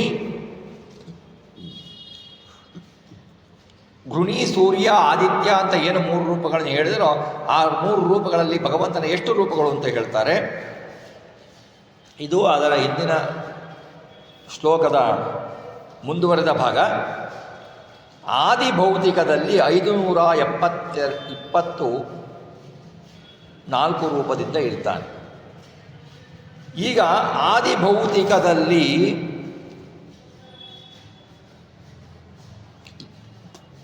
574 ರೂಪ. 570 ಆದಿಭೌತಿಕವಾದ ರಶ್ಮಿ ಅಂತ ಸೂರ್ಯನ ಕಿರಣಗಳಿಗೆ 520 ರೂಪ, 574 ರೂಪ. ಇದನ್ನು ಇದುವರೆಗೂ ರೂಪಗಳನ್ನು ಹೇಳ್ತಾ ಬಂದ್ವಿ. ಸ್ವಲ್ಪ ಇಲ್ಲಿ ರೂಪಗಳು ಹೇಗೆ ವಿವರಿಸ್ತಾರೆ ಅನ್ನೋದು ನೋಡೋಣ. ನೋಡಿ, ರಶ್ಮಿ ವಾಚ್ಯ ರೂಪಗಳು, ಅದರಲ್ಲಿ ರ ಶಿ ಮಿ ಅಂತ 3 ಅಕ್ಷರ ಅಲ್ವಾ. ಪ ಪ ಬ ಭ ಮ 5ನೇದು. ರಶ್ಮಿ ಮಿ ಅನ್ನೋದು 5ನೇದು. ಶಿ ಯ ರ ಲ ವ ಶೇ ಶ ಶೇಷ ಶ ಇದು 7ನೇ ಅಕ್ಷರ. ರ 4ನೇ ಅಕ್ಷರ. ರಶ್ಮಿಯಲ್ಲಿ ತಗೊಂಡ್ರೆ ಎಡದಿಂದ ಬಲಕ್ಕೆ ತಗೊಂಡ್ರೆ 574 ರೂಪಗಳು ಬರ್ತವೆ. ಹೀಗೆ ನಾವು ರೂಪಗಳನ್ನು ವಿಂಗಡಣೆ ಮಾಡ್ತಾರಲ್ಲ ದಾಸರು, ಹೀಗೆ ತೋರಿಸ್ತಾರೆ. 5,2 ಶತ, 5,2 10 ನೂರುಗಳು, 10 ನೂರುಗಳು ಅಂದರೆ 1000 ಸೂರ್ಯ ರಶ್ಮಿಗಳ ಚತುರ್ದಿಕ್ಕುಗಳಲ್ಲಿ ಅವನು 5 ದಿಕ್ಕುಗಳಲ್ಲಿ ಒಂದಕ್ಕೆ 200 ರೂಪ, ಆ ಥರ 1000 ರೂಪಗಳನ್ನು ರಶ್ಮಿಗಳು ಅಂತ ತಿಳಿಬೇಕಾಗತ್ತೆ. ಅಧ್ಯಾತ್ಮ ಅಂದರೆ ಅರ್ಕ ಅಂತ ಕರೀತಾರೆ. ಅಧ್ಯಾತ್ಮ ಅರ್ಕ ರೂಪ ಅಂದರೆ ಅ ರ ಕ. ಕ ಅಂದರೆ 1ನೇದು, ಕ ಕ ಘ ಗ. ರ ಯಾರ, ಅ 1ನೇದು. ಅರ್ಕ ಅಂದರೆ 121 ರೂಪ. ಅದನ್ನು ಆವರ್ತ ಮಾಡ್ಕೋಬೇಕು. ಆದಿದೈವದಳು ಅಂದರೆ ಇಲ್ಲಿ ಆದಿತ್ಯ ಅಂತ ರೂಪ ಇರುತ್ತೆ. ತ ಯ, ತ 1, ಯ 1, 1 + 1 2, ದಿ 3, ತ ತ ದ, ಆ 1. 231 ರೂಪಗಳು ಭಗವಂತನದು ತಿಳಿದು 574 ಮುಂಚೆ ಹೇಳಿದ್ದು ಪ್ಲಸ್ 121 ಪ್ಲಸ್ 231 926 ಭಗವದ್ ರೂಪಗಳಾಗ್ತವೆ. ಇದನ್ನು ಬಾಯಗದ ಸೂರ್ಯನಲ್ಲಿ ಬ್ರಹ್ಮಜ್ಞಾನಿಗಳಿಗೆ ದೇವತೆಗಳಿಗೆ ಚಿಂತನೆ, ನಮಗೆ 3 ದೇಹಗಳು ಬರಲ್ಲ. ಆದಿಭೌತಿಕ, ಆದಿದೈವಿಕ, ಅವು 3 ದೇಹಗಳನ್ನು ತೆಗೆದುಕೊಳ್ಳಬೇಕು ತಾಕತ್ತು ಅವ್ರಿಗಿರುತ್ತೆ, ನಮಗಿಲ್ಲ. ಆ ಚಿಂತನ ಮಾಡುವವರು ಜ್ಞಾನಿಗಳು ಅಂತ ತಾತ್ಪರ್ಯ ಮಾಡ್ತಾರೆ. ಹೀಗೆ ಭಗವಂತನ ರೂಪಗಳನ್ನು ಚಿಂತಿಸುವವರು ಭೂಸುರರು, ದೇವತೆಗಳು, ನಮ್ಮಂಥವರು ಅಲ್ಲ. ನಮಗೆ 3 ರೂಪಗಳನ್ನು ತೆಗೆದುಕೊಳ್ಳುವ ಅರ್ಹತೆ ಇಲ್ಲ. ದೇವತೆಗಳು 3 ರೂಪಗಳನ್ನು ತೆಗೆದುಕೊಳ್ಳಬಹುದು. ಹಾಗಾಗಿ ಅವರ ನಡೆ ಚಿಂತನೆ ಆ ನಾರಾಯಣನ ರೂಪಗಳನ್ನು ನಮಗೆ ಹೇಳಿದ್ದಾರೆ ಇದರಲ್ಲಿ. ಇದಕ್ಕೆ ತಂತ್ರಸಾರ ಐತರೇಯ ಉಪನಿಷತ್ತು ಪ್ರಮಾಣ ಬರುತ್ತೆ. ಮುಂದೆ ಭಾಳ ಚೆನ್ನಾಗಿ ರಾತ್ರಿ ಹಗಲಿಗೆ ಅಭಿಮಾನಿಗಳಾದ ಭಗವದ್ ರೂಪಗಳನ್ನು ಹೇಳ್ತಾರೆ. ಸುರುಚಿ ಶಾರ್ವರೀಕರೆಣಿಸಿ ಸಂಕರುಷಣ ಪ್ರದ್ಯುಮ್ನ ಶಶಿಭಾಸ್ಕರರೊಳಗೆ 60 ರೂಪದಲ್ಲಿ ಕರೆಸಿಕೊಂಬನು ಆ ಸಂವತ್ಸರ ನೆನಿಪನು ವಿಶಿಷ್ಟ ನಾಮದ ಲಲಿತವರಿಗಾರೋಗ್ಯ ಭಾಗ್ಯವ ನೀವನಂದಮಯ. ಶಶಿಭಾಸ್ಕರರೊಳಗೆ ಸಂಕರ್ಷಣ ಪ್ರದ್ಯುಮ್ನ ಸುರುಚಿ ಶಾರ್ವರೀಕರೆಣಿಸಿ 60 ರೂಪದಿ ಕರೆಸಿಕೊಂಬನು. ಸೂರ್ಯಚಂದ್ರಾದಿಗಳಿಗೆ ಅವರೊಳಗೆ ಸಂಕರ್ಷಣ, ಸೂರ್ಯನಲ್ಲಿ ಸಂಕರ್ಷಣ, ಶಶಿ ಅಂದರೆ ಚಂದ್ರ, ಚಂದ್ರನಲ್ಲಿ ಪ್ರದ್ಯುಮ್ನಾಗಿ ಸುರುಚಿ ಶಾರ್ವರೀಕರೆಣಿಸಿ 360 ರೂಪದಲ್ಲಿ ಕರೆಸಿಕೊಂಬನು. 360 ವರ್ಷಗಳು, ದಿನಗಳನ್ನು ತಗೊಳ್ಳಿ. ಸಂವತ್ಸರ ನೆನಪ, ಸಂವತ್ಸರ ಅಂತ ತಿಳ್ಕೊಳ್ಬೇಕು.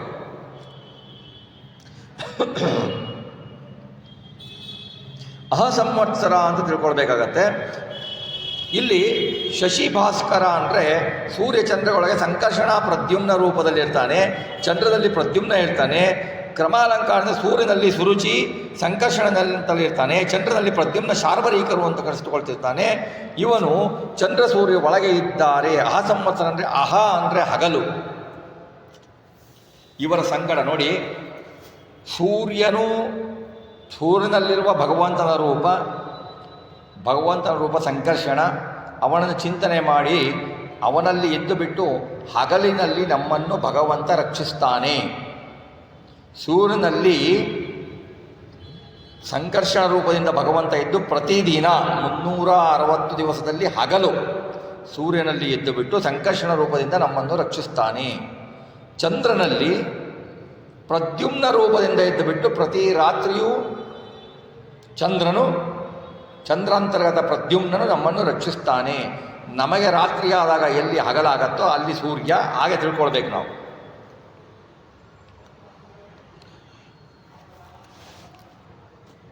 ಒಂದು ವರ್ಷಕ್ಕೆ ಏನು ಹಗಲು 360, ರಾತ್ರಿ 360, ರಾತ್ರಿ ಹಗಲು ಸೇರಿ 720 ಒಂದು ವತ್ಸರ. ಪರಮಾತ್ಮ ಹೀಗೆ 720 ಅಂದರೆ ಒಂದು ವತ್ಸರ ಅಂತ ಕರೆಸ್ಕೊಡ್ತಾನೆ. ವಿಶಿಷ್ಟ 720 ನಾಮಗಳಿಂದ ಪ್ರತ್ಯೇಕ ರೂಪಗಳನ್ನು ಧರಿಸಿರ್ತಾನೆ ಅವನು. ಇದು ವಿಶಿಷ್ಟವು. ಈ ರೀತಿ ಅರಿತವರಿಗೆ ಏನು ಮಾಡ್ತಾನೆ ಭಗವಂತ ನೋಡಿ, ಸೂರ್ಯಚಂದ್ರರನ್ನು ಈ ರೀತಿ ಚಿಂತನೆ ಮಾಡಿ ಅವನೊಳಗಿರುವ ಭಗವಂತನ ರೂಪಗಳನ್ನು ಚಿಂತನೆ ಮಾಡಿದರೆ ಭಗವಂತ ನಮಗೆ ಆರೋಗ್ಯ ಭಾಗ್ಯಗಳನ್ನು ಕೊಡ್ತಾನೆ. ಕೆಲವರಿಗೆ ದಿನದಲ್ಲಿ ಆರೋಗ್ಯ ಸರಿ ಇರಲ್ಲ, ಕೆಲವರಿಗೆ ರಾತ್ರಿಯಲ್ಲಿ ಆರೋಗ್ಯ ಸರಿ ಇರಲ್ಲ. ಯಾಕೆ ಅಂದರೆ ದಿನದಲ್ಲಿ ಸೂರ್ಯನಲ್ಲಿ ಇರುವ ಭಗವಂತನ ರೂಪಗಳ ಚಿಂತನೆ ನಮಗಿಲ್ಲ, ಸೂರ್ಯದೇವನ ಚಿಂತನೆಯೇ ನಮಗಿಲ್ಲ. ರಾತ್ರಿಯಲ್ಲಿ ಚಂದ್ರನ ಚಿಂತನೆಯಂತೂ ನಮಗೆ ಇರೋದೇ ಇಲ್ಲ. ಯಾಕೆ ಅಂದರೆ ನಮಗೆ ಆಯಾ 360 ದಿವಸಗಳು ನಮಗೆ ಆರೋಗ್ಯವಾಗಿರಬೇಕು ಅಂತಂದರೆ ಆ ಸೂರ್ಯನಲ್ಲಿರುವ ಭಗವಂತನ ರೂಪ ಸಂಕರ್ಷಣ ರೂಪ, ಚಂದ್ರನಲ್ಲಿ ಇರುವ ಪ್ರದ್ಯುಮ್ನನ ರೂಪ, ಪ್ರತಿ ದಿವಸವೂ 360 ದಿವಸವೂ ಆ 360 720 ಒಂದು ಸಂವತ್ಸರ, ಆ ಸಂವತ್ಸರದಲ್ಲಿರುವ ಭಗವಂತನ ರೂಪವನ್ನು ಚಿಂತನೆ ಮಾಡಿದರೆ ನಮಗೆ ಆರೋಗ್ಯ ಪ್ರಾಪ್ತಿಯಾಗುತ್ತದೆ ಅಂತ ಒಂದು ವಿಶಿಷ್ಟವಾಗಿ ಹೇಳಿದ್ದಾರೆ.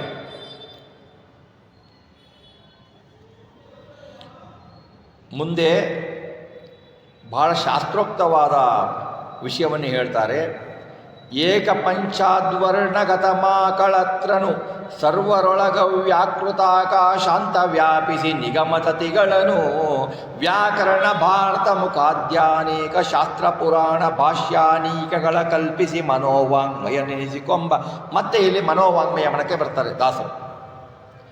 ಏಕಪಂಚಾದ್ವರ್ಣಗತ, ಇಲ್ಲಿ ಏಕಪಂಚಾದ್ವರ್ಣ ಅಂದರೆ 51 ವರ್ಣ, 51 ಅಕ್ಷರದಿಂದ ಪ್ರತಿಪಾದ್ಯನಾದ ಪರಮಾತ್ಮ ಪುರಾಣಾದಿಗಳನ್ನು ಕಲ್ಪಿಸಿದಂದು ಹೇಳ್ತಾರೆ. ಏಕಪಂಚಾತು ಅಂದರೆ ಅಕ್ಷರಗತನಾದ ಆಯಾ ವರ್ಣಾಕಾರ ವರ್ಣವಾಚ್ಯನಾದ ಮಾ ಕಳತ್ರನು ಅಂದರೆ ಮಾ ಅಂದರೆ ಲಕ್ಷ್ಮಿ, ಲಕ್ಷ್ಮಿಯ ಕಳತ್ರ ಅಂದರೆ ಲಕ್ಷ್ಮಿಯ ಒಡೆಯ ಪರಮಾತ್ಮನು ಅಜಾದಿ ರೂಪಗಳಿಗೆ ಅಜಾಯನಮ ಅಂತ ಅಜಾದಿ ರೂಪಗಳಿಗೆ 51 ಪ್ರಜ್ಞೆಯರಾಗಿ ಉಳ್ಳ ಪರಮಾತ್ಮನು. ಇವನು ಯಾವ್ಯಾವ ರೂಪವನ್ನು ಪಡೆದುಕೊಂಡಿರ್ತಾನೆ, ಲಕ್ಷ್ಮಿ ಆಯಾಯ ರೂಪಗಳ ಪತ್ನಿಯ ರೂಪವನ್ನು ಪಡೆದುಕೊಂಡಿರ್ತಾಳೆ. ಯಾಕೆಂದರೆ ಅವಳು ಕಾಲತಃ ಸಮಾನಳು. ಪತ್ನಿಯರ ರೂಪವನ್ನು ಪಡೆದುಕೊಂಡು ಪತ್ನಿಯ ಜೊತೆಗೂಡಿ ಎಲ್ಲ ಅಸ್ವತಂತ್ರ ಚೇತನರು ಬ್ರಹ್ಮ ತ್ರಿವಿಧಾದಿ ಜೀವರ ತೃಣಪರ್ಯಂತ ಈ ಯೋಗಳಿಗೆ ಲಕ್ಷ್ಮೀ ಸಹಿತನಾಗಿ ಇದ್ದು ಅವ್ಯಾಕೃತ ಆಕಾಶದ ಅಭಿಮಾನಿ, ರಮಾ ಅಭಿಮಾನಿ, ಲಕ್ಷ್ಮೀದೇವಿ ಅಭಿಮಾನಿ, ಪೃಥ್ವೀ ತತ್ವ ಆರಂಭ ಮಾಡಿ ಅಂತ್ಯ ಅವ್ಯಾಕೃತ ಆಕಾಶದವರೆಗೂ ಸರ್ವಾದಿ ಎಲ್ಲ ಅಧಿಷ್ಠಾನಗಳಲ್ಲೂ ಪರಮಾತ್ಮ ಇರ್ತಾನೆ. ನಾಮಗಳು ಅಕ್ಷರ ಸಂಖ್ಯೆಗಳಿಂದ ಇರ್ತಾವೆ. ಆದ್ದರಿಂದ ಈ ರೀತಿ ಸರ್ವತತ್ವಗಳಿಗೂ ವ್ಯಾಪಿಸಿದ್ದಾನೆ. ಅಂದರೆ ನೋಡಿ, ಭಗವಂತ ಎಲ್ಲ ಅಕ್ಷರಗಳಲ್ಲೂ ವರ್ಣಗಳು, ಎಲ್ಲ ವರ್ಣಗಳು ನಿತ್ಯ. ವರ್ಣಗಳಿಗೆ ನಾಶ ಇಲ್ಲ. ವರ್ಣ ನಿತ್ಯ. ಇದನ್ನು ನಮ್ಮ ಆಚಾರ್ಯರು ತತ್ವನಿರ್ಣಯ ಅಂದರೆ ವಿಷ್ಣು ತತ್ವನಿರ್ಣಯ ಗ್ರಂಥದಲ್ಲಿ ಬಹಳ ಸುಂದರವಾಗಿ ನಿರ್ಣಯಿಸಿದ್ದಾರೆ. ವರ್ಣಗಳು ನಿತ್ಯ ಹಾಗೂ ವ್ಯಾಪ್ಯ. ಯಾಕೆ ಅಂದರೆ ವರ್ಣಗಳು ನಿತ್ಯ ಆಗಲಿಲ್ಲ ಅಂತಂದರೆ ವರ್ಣಗಳು ಒಂದು ಕ್ರಮವಾಗಿ ಜೋಡಣೆ ಮಾಡಿದರೆ ಅದು ವಾಕ್ಯ. ಭಗವಂತ ನಿತ್ಯನಾದರೆ ಭಗವಂತ ಕರೆಸಿಕೊಳ್ಳುವ ನಾಮಗಳು ನಿತ್ಯ ಆಗಿರಬೇಕು. ಭಗವಂತನ ಕರೆಸಿಕೊಳ್ಳುವ ನಾಮವೂ ನಿತ್ಯ. ಈ ವರ್ಣಾಕ್ಷರಗಳಿದೆಯಲ್ಲ, ವರ್ಣಾಕ್ಷರಗಳು ಅಪೌರುಷೇಯ ವಾಕ್ಯಗಳು. ಅಪೌರುಷೇಯ ವಾಕ್ಯಗಳು ಅಂದರೆ ವೇದಗಳಲ್ಲಿಯೂ ಇದು ನಿತ್ಯ. ಅಪೌರುಷೇಯ ವೇದಗಳಲ್ಲೂ ನಿತ್ಯ. ಇದರಲ್ಲಿ ಅಜಾದಿ 51 ಅಕ್ಷರಗಳಿಂದ ಯುಕ್ತವಾದದ್ದು ಅಪೌರುಷೇಯ ವಾಕ್ಯಗಳು. ಹಾಗೆಯೇ ಅನೇಕ ವ್ಯಾಕರಣಗಳು, ಭಾರತ, ಪಂಚರಾತ್ರ, ವೈಖಾನ ಸಂಹಿತಾದಿ ಮೊದಲ ಸಮೂಹಗಳು ಅದಿ ಮಾಡಿದ ಅನೇಕ ಶಾಸ್ತ್ರಗಳು, ಪುರಾಣಗಳು ಇತ್ಯಾದಿ ಅನುಸರಿಸಿ ದರ್ಶ, ಗುಹ್ಯ, ಸಮಾಧಿ ಭಾಷೆಗಳನ್ನು ಮಾಡ್ತಾರೆ. ವೇದಗಳು ನಿತ್ಯವಾದರೆ ವೇದಗಳು ವ್ಯಾಪ್ಯ ಹೇಗೆ ನೋಡಿ. ಭಗವಂತ ಎಲ್ಲ ಕಡೆ ವ್ಯಾಪಿಸಿದ್ದಾನೆ. ಭಗವಂತ ಎಲ್ಲ ಕಡೆ ಇಡೀ ಬ್ರಹ್ಮಾಂಡದ ಹೊರಗೆ ವ್ಯಾಪಿಸಿದ್ದಾನೆ. ಭಗವಂತ ಒಳಗೂ ಇದ್ದಾನೆ, ಹೊರಗೂ ಇದ್ದಾನೆ. ಭಗವಂತ ಎಲ್ಲಿದ್ದಾನೋ ಅಲ್ಲಿ ಅವನ ನಾಮಗಳಿಂದ ಕರೆಸ್ಕೊಳ್ತಾನಲ್ಲ, ಆ ನಾಮಗಳನ್ನು ಹೇಳುವ ವರ್ಣಗಳು ಇರಲೇಬೇಕಲ್ವ, ಅಲ್ಲಿ ವ್ಯಾಪ್ಯ ಆಗಿರಲೇಬೇಕು. ಅವು ವ್ಯಾಪಕ, ಅವು ವ್ಯಾಪ್ಯವಾಗಿರಲೇಬೇಕು. ವ್ಯಾಪ್ತವೇ ಅವು ಭಗವಂತನ ಜೊತೆಗಿರ್ತವೆ. ಆ ವ್ಯಾಪ್ತಿ ನಾವು ಉಚ್ಚಾರಣೆ ಮಾಡಿದಾಗ ಆ ಶಬ್ದ ಪ್ರಕಟ ಆಗತ್ತೆ, ಮತ್ತೆ ಹೋಗುತ್ತೆ, ಅಭಿವ್ಯಕ್ತಿ ಆಗತ್ತೆ. ಇಲ್ಲ ಅಂತಲ್ಲ, ಅಭಿವ್ಯಕ್ತಿ ಆಗತ್ತೆ. ಅದು ಭಗವಂತ ಬ್ರಹ್ಮಾಂಡದ ಹೊರಗೂ ಇದ್ದಾನೆ. ಬ್ರಹ್ಮಾಂಡನ ಹೊರಗೂ ಭಗವಂತನ ರೂಪಗಳು, ಅವನ ಚಿಂತನೆಗಳಿವೆ. ಬ್ರಹ್ಮಾಂಡದ ಒಳಗೂ ಇವೆ. ಅಂದರೆ ಅವನ ರೂಪಗಳನ್ನು ನಾವು ಹೇಳಬೇಕಂದ್ರೆ ಅಕ್ಷರಗಳು ಬೇಕು. ಅಕ್ಷರಗಳು ನಿತ್ಯ. ಹೌದಪ್ಪ, ಈಗ ಒಂದು ನಮಗೆ ಚಿಂತನೆ ಬರುತ್ತೆ. ಭಗವಂತ ಪ್ರಳಯ ಕಾಲದಲ್ಲಿ ಎಲ್ಲವನ್ನು ನುಂಗುಬಿಡ್ತಾನೆ ಅಲ್ವಾ, ನುಂಗ್ಬಿಡ್ತಾನೆ. ಆವಾಗ ಎಲ್ಲಿರ್ತವೆ ವೇದಗಳು? ಆವಾಗ ಈ ವಾಕ್ಯಗಳು ಎಲ್ಲಿರ್ತವೆ ಅಂದರೆ ಭಗವಂತನಲ್ಲಿ ಬುದ್ಧಿಸ್ಥವಾಗಿರ್ತಾವೆ, ಅವನ ಬುದ್ಧಿಯಲ್ಲಿ ಇರ್ತಾವೆ. ಸೃಷ್ಟಿಕಾಲದಲ್ಲಿ ಭಗವಂತ ಅದನ್ನು ಪ್ರಕಟ ಮಾಡ್ತಾನೆ, ಅವನ ಬುದ್ಧಿಯಲ್ಲಿ ಇರ್ತಾವೆ. ಅವು ಬುದ್ಧಿಸ್ಥವಾಗಿರ್ತಾವೆ, ನಾಶ ಆಗೋದಿಲ್ಲ. ಹಾಗಾಗಿ ವೇದಗಳು ನಿತ್ಯ, ವರ್ಣಗಳು ನಿತ್ಯ. ನಮ್ಮ ದರ್ಶನದಲ್ಲಿ ವೇದಗಳು ನಿತ್ಯ, ವರ್ಣಗಳು ನಿತ್ಯ. ವರ್ಣಗಳು ಸರ್ವತ್ರ ವ್ಯಾಪ್ತವಾಗಿದ್ದಾವೆ. ಹಾಗಾಗಿ ಇದನ್ನು ತತ್ವನಿರ್ಣಯದಲ್ಲಿ ಶಾಸ್ತ್ರೋಕ್ತವಾಗಿ ಆಚಾರ್ಯರು ಬಹಳ ಅದ್ಭುತವಾಗಿ ವರ್ಣಿಸಿದ್ದಾರೆ. ಏನು ಬಹಳ ದೊಡ್ಡ ತತ್ವನಿರ್ಣಯದಲ್ಲಿ ಒಂದು ಸೂಕ್ಷ್ಮ ಭಾಗ, ವಿಮರ್ಶೆಗೆ ಮತ್ತು ವಾದಕ್ಕೆ ಒಂದು ಸೂಕ್ಷ್ಮ ಭಾಗ ಇದೆ. ಇದು ವರ್ಣದ ನಿತ್ಯತ್ವ ಅನ್ನುವ ಬಗ್ಗೆ ಬಹಳ ಚರ್ಚೆಗಳು ನಡೆದಿದ್ದಾವೆ. ಆಮೇಲೆ ಈ ಅಷ್ಟಾದಶ ಪುರಾಣ, ಉಪಪುರಾಣ ಇತ್ಯಾದಿಗಳು ವೇದ ವಿರುದ್ಧವಾಗಿ ಅನುಸರಿಸಿ ದರ್ಶನ, ಗುಹ್ಯ, ಭಾಷಾದಿಗಳಿಂದ ಅರ್ಥಗರ್ಭಿತ ಮಾಡಿ ಇವುಗಳೇನು ಪ್ರಜ್ಞರು ಮಾಡತಕ್ಕ. ಇದು ನೋಡಿ, ಒಂದು ಪುರಾಣ ಇದೆ, ಏನು ಹೇಳ್ತಾರೆ, ಇದಂ ಗುಹ್ಯತಮಂ ಶಾಸ್ತ್ರಂ. ಭಗವದ್ಗೀತೆ ಹೇಳಿಬಿಟ್ಟು ಅವನ ಅರ್ಜುನಿಗೆ ಏನು ಹೇಳ್ತಾರೆ ಕೃಷ್ಣ, ಇದಂ ಗುಹ್ಯತಮಂ ಶಾಸ್ತ್ರಂ. ಇದು ಗುಹ್ಯ, ಇದು ಏನಂದರೆ ಇದು ಗುಹ್ಯ ಭಾಷೆ. ನೀವು ಹೇಗೆ ತಿಳ್ಕೊಳ್ತೀರೋ ನಿಮ್ಮ ಯೋಗ್ಯತೆಗೆ ಹೇಗೋ ಹಾಗೆ ಪ್ರಕಟಗೊಳ್ಳುತ್ತದೆ ಹೊರತು ಇದು ಅರ್ಥ ಆಗೋದಿಲ್ಲ ಸಾಮಾನ್ಯ ಜನರಿಗೆ. ಇದು ಎಲ್ಲರಿಗೂ ಅರ್ಥವಾಗುವ ಹಾಗಿದ್ದರೆ, ಅದು ಎಲ್ಲರಿಗೂ ಅರ್ಥವಾಗುವ ಹಾಗಿದ್ದರೆ ಎಂಥ ಲೌಕಿಕವಾಗಿ ತಿಳಿದುಕೊಂಡ್ರೆ ಎಷ್ಟೊಂದು ಸೀಕ್ರೆಟ್ ವಿದ್ಯೆಗಳಿದ್ದಾವೆ. ಆ ಗುಹ್ಯ ವಿದ್ಯೆಗಳು ಎಲ್ಲರಿಗೂ ಹೇಳ್ಕೊಡ್ಲಿಕ್ಕಾಗಲ್ಲ, ಎಲ್ಲರೂ ಕಲಿಲಿಕ್ಕಾಗಲ್ಲ. ಅವನ್ನು ಅವರವರ ಯೋಗ್ಯತೆಯವರಷ್ಟೇ ಕಲಿಬೇಕು. ಈ ಕೆಲವೊಂದು ಸೈಂಟಿಸ್ಟ್ಗಳ ಫಾರ್ಮುಲಾಗಳು, ನಿಮ್ಮ ನ್ಯೂಕ್ಲಿಯರ್ಗಳ ಫಾರ್ಮುಲಾಗಳು ಆ ವಿಜ್ಞಾನಿಗಳಿಗೆ ಅಷ್ಟೇ ಗೊತ್ತು. ಅದನ್ನೆಲ್ಲ ಪಬ್ಲಿಷ್ ಮಾಡಿಬಿಡ್ತಾರಾ ಗೆಜೆಟ್ನಲ್ಲಿ? ಇಲ್ಲ. ಗುಹ್ಯತಮಂ ಶಾಸ್ತ್ರ. ಯಾಕೆಂದರೆ ಆ ಶಾಸ್ತ್ರಗಳು ಎಲ್ಲರ ಕೈಗೂ ಸಿಕ್ಕರೆ ಅದು ಅನಾಹುತವಾಗುವುದು ಗ್ಯಾರಂಟಿ. ಅದಕ್ಕೆ ವಿರುದ್ಧ ಕಲ್ಪನೆಗಳು ಬರ್ತವೆ. ಗುಹ್ಯತಮಂ ಶಾಸ್ತ್ರಂ ಅಂತಾನೆ ಭಗವಂತ. ಅದನ್ನು ನಾವೇನು ಮಾಡಬೇಕು, ವೇದದ ಅನುಸಾರಿಯಾಗಿ ನಾವು ಚಿಂತನೆ ಮಾಡಿ. ಒಂದು ಪುರಾಣದಲ್ಲಿ ಹೀಗೆ ಹೇಳಿದೆ, ಒಂದು ಪುರಾಣದಲ್ಲಿ ಹೀಗೆ ಹೇಳಿದೆ. ಆದರೆ ವೇದದಲ್ಲಿ ಏನು ಹೇಳಿದೆ? ವೇದದಲ್ಲಿ ಪುರಾಣಗಳಲ್ಲಿ ಏನಾಗತ್ತೆ ಅಂದರೆ, ಪುರಾಣಗಳು ಪೌರುಷೇಯ ಗ್ರಂಥಗಳು, ವೇದ ಅಪೌರುಷೇಯ. ಅಗ್ನಿಮೇಳೆ ಪುರೋಹಿತಂ ಅನ್ನೋದು ಪುರೋಹಿತಂ ಅಗ್ನಿಮೇಳೆ ಅಂತೆತ್ತೂ ಆಗಲ್ಲ. ಈ ಪುರಾಣಗಳೇನಾಗ್ತವೆ ಗೊತ್ತಾ? ಪುರಾಣಗಳು ಕಾಲಾಂತರವಾಗಿ ಬದಲಾವಣೆ ಅಂದರೆ ಅವರವರು ಏನು ಬರೀತಾರೆ ಅವರವರ ಯೋಚನೆಗೆ ತಕ್ಕಂತೆ ಅದನ್ನು ತೆಗೆದು ಬಿಡ್ತಾರೆ. ಎಷ್ಟೋ ಪುರಾಣಗಳಲ್ಲಿ ತಮಗೆ ಬೇಕಾಗಿದ್ದನ್ನು, ಎಷ್ಟೋ ಯಥಾರ್ಥವಾದ ಜ್ಞಾನದ ಸಂಗತಿಗಳನ್ನು ತೆಗೆದು ಹಾಕಿಬಿಟ್ಟಿದ್ದಾರೆ. ಈಗ ನಮಗೆ ಇಷ್ಟ ಇಲ್ಲ, ನಮಗೆ ಒಪ್ಪಲ್ಲ, ಅದಿದ್ಬಿಟ್ರೆ ನಮಗೆ ಡೇಂಜರು ಅಂತ ಹೇಳಿಬಿಟ್ಟು ಎಷ್ಟೋ ಪುರಾಣಗಳ ವಾಕ್ಯಗಳನ್ನು ತಿರುಚಿದ ಉದಾಹರಣೆಗಳಿದ್ದಾವೆ, ಇವತ್ತು ಇದ್ದಾವೆ. ತಮಗೆ ಮನ ಬಂದಂತೆ ತಿರುಚು ಕಾಲದಲ್ಲಿ ಪುರಾಣಗಳ ಬದಲಾಗ್ತಾ ಹೋಗುತ್ತೆ. ಆವಾಗ ವೇದಗಳನ್ನು ಹಿಡಿದುಕೊಂಡು ಬಿಟ್ಟು, ಬ್ರಹ್ಮಸೂತ್ರ ಭಾಷೆಗಳನ್ನು ಹಿಡಿದುಕೊಂಡು ಬಿಟ್ಟು, ವೇದಕ್ಕೆ ಅರ್ಥವಾಗದಿದ್ದರೆ, ವೇದಗಳಿಗೆ ಸರಿಯಾಗಿ ಅರ್ಥವಾಗಬೇಕು ಅಂದರೆ ಬ್ರಹ್ಮಸೂತ್ರ ಬೇಕು, ಬ್ರಹ್ಮಸೂತ್ರ ಸರಿಯಾಗಿ ಅರ್ಥ ಆಗಬೇಕು ಅಂದರೆ ಶ್ರೀಮದ್ ಆಚಾರ್ಯರು ಬರೆದ ಬ್ರಹ್ಮಸೂತ್ರ ಭಾಷ್ಯ ಬೇಕು.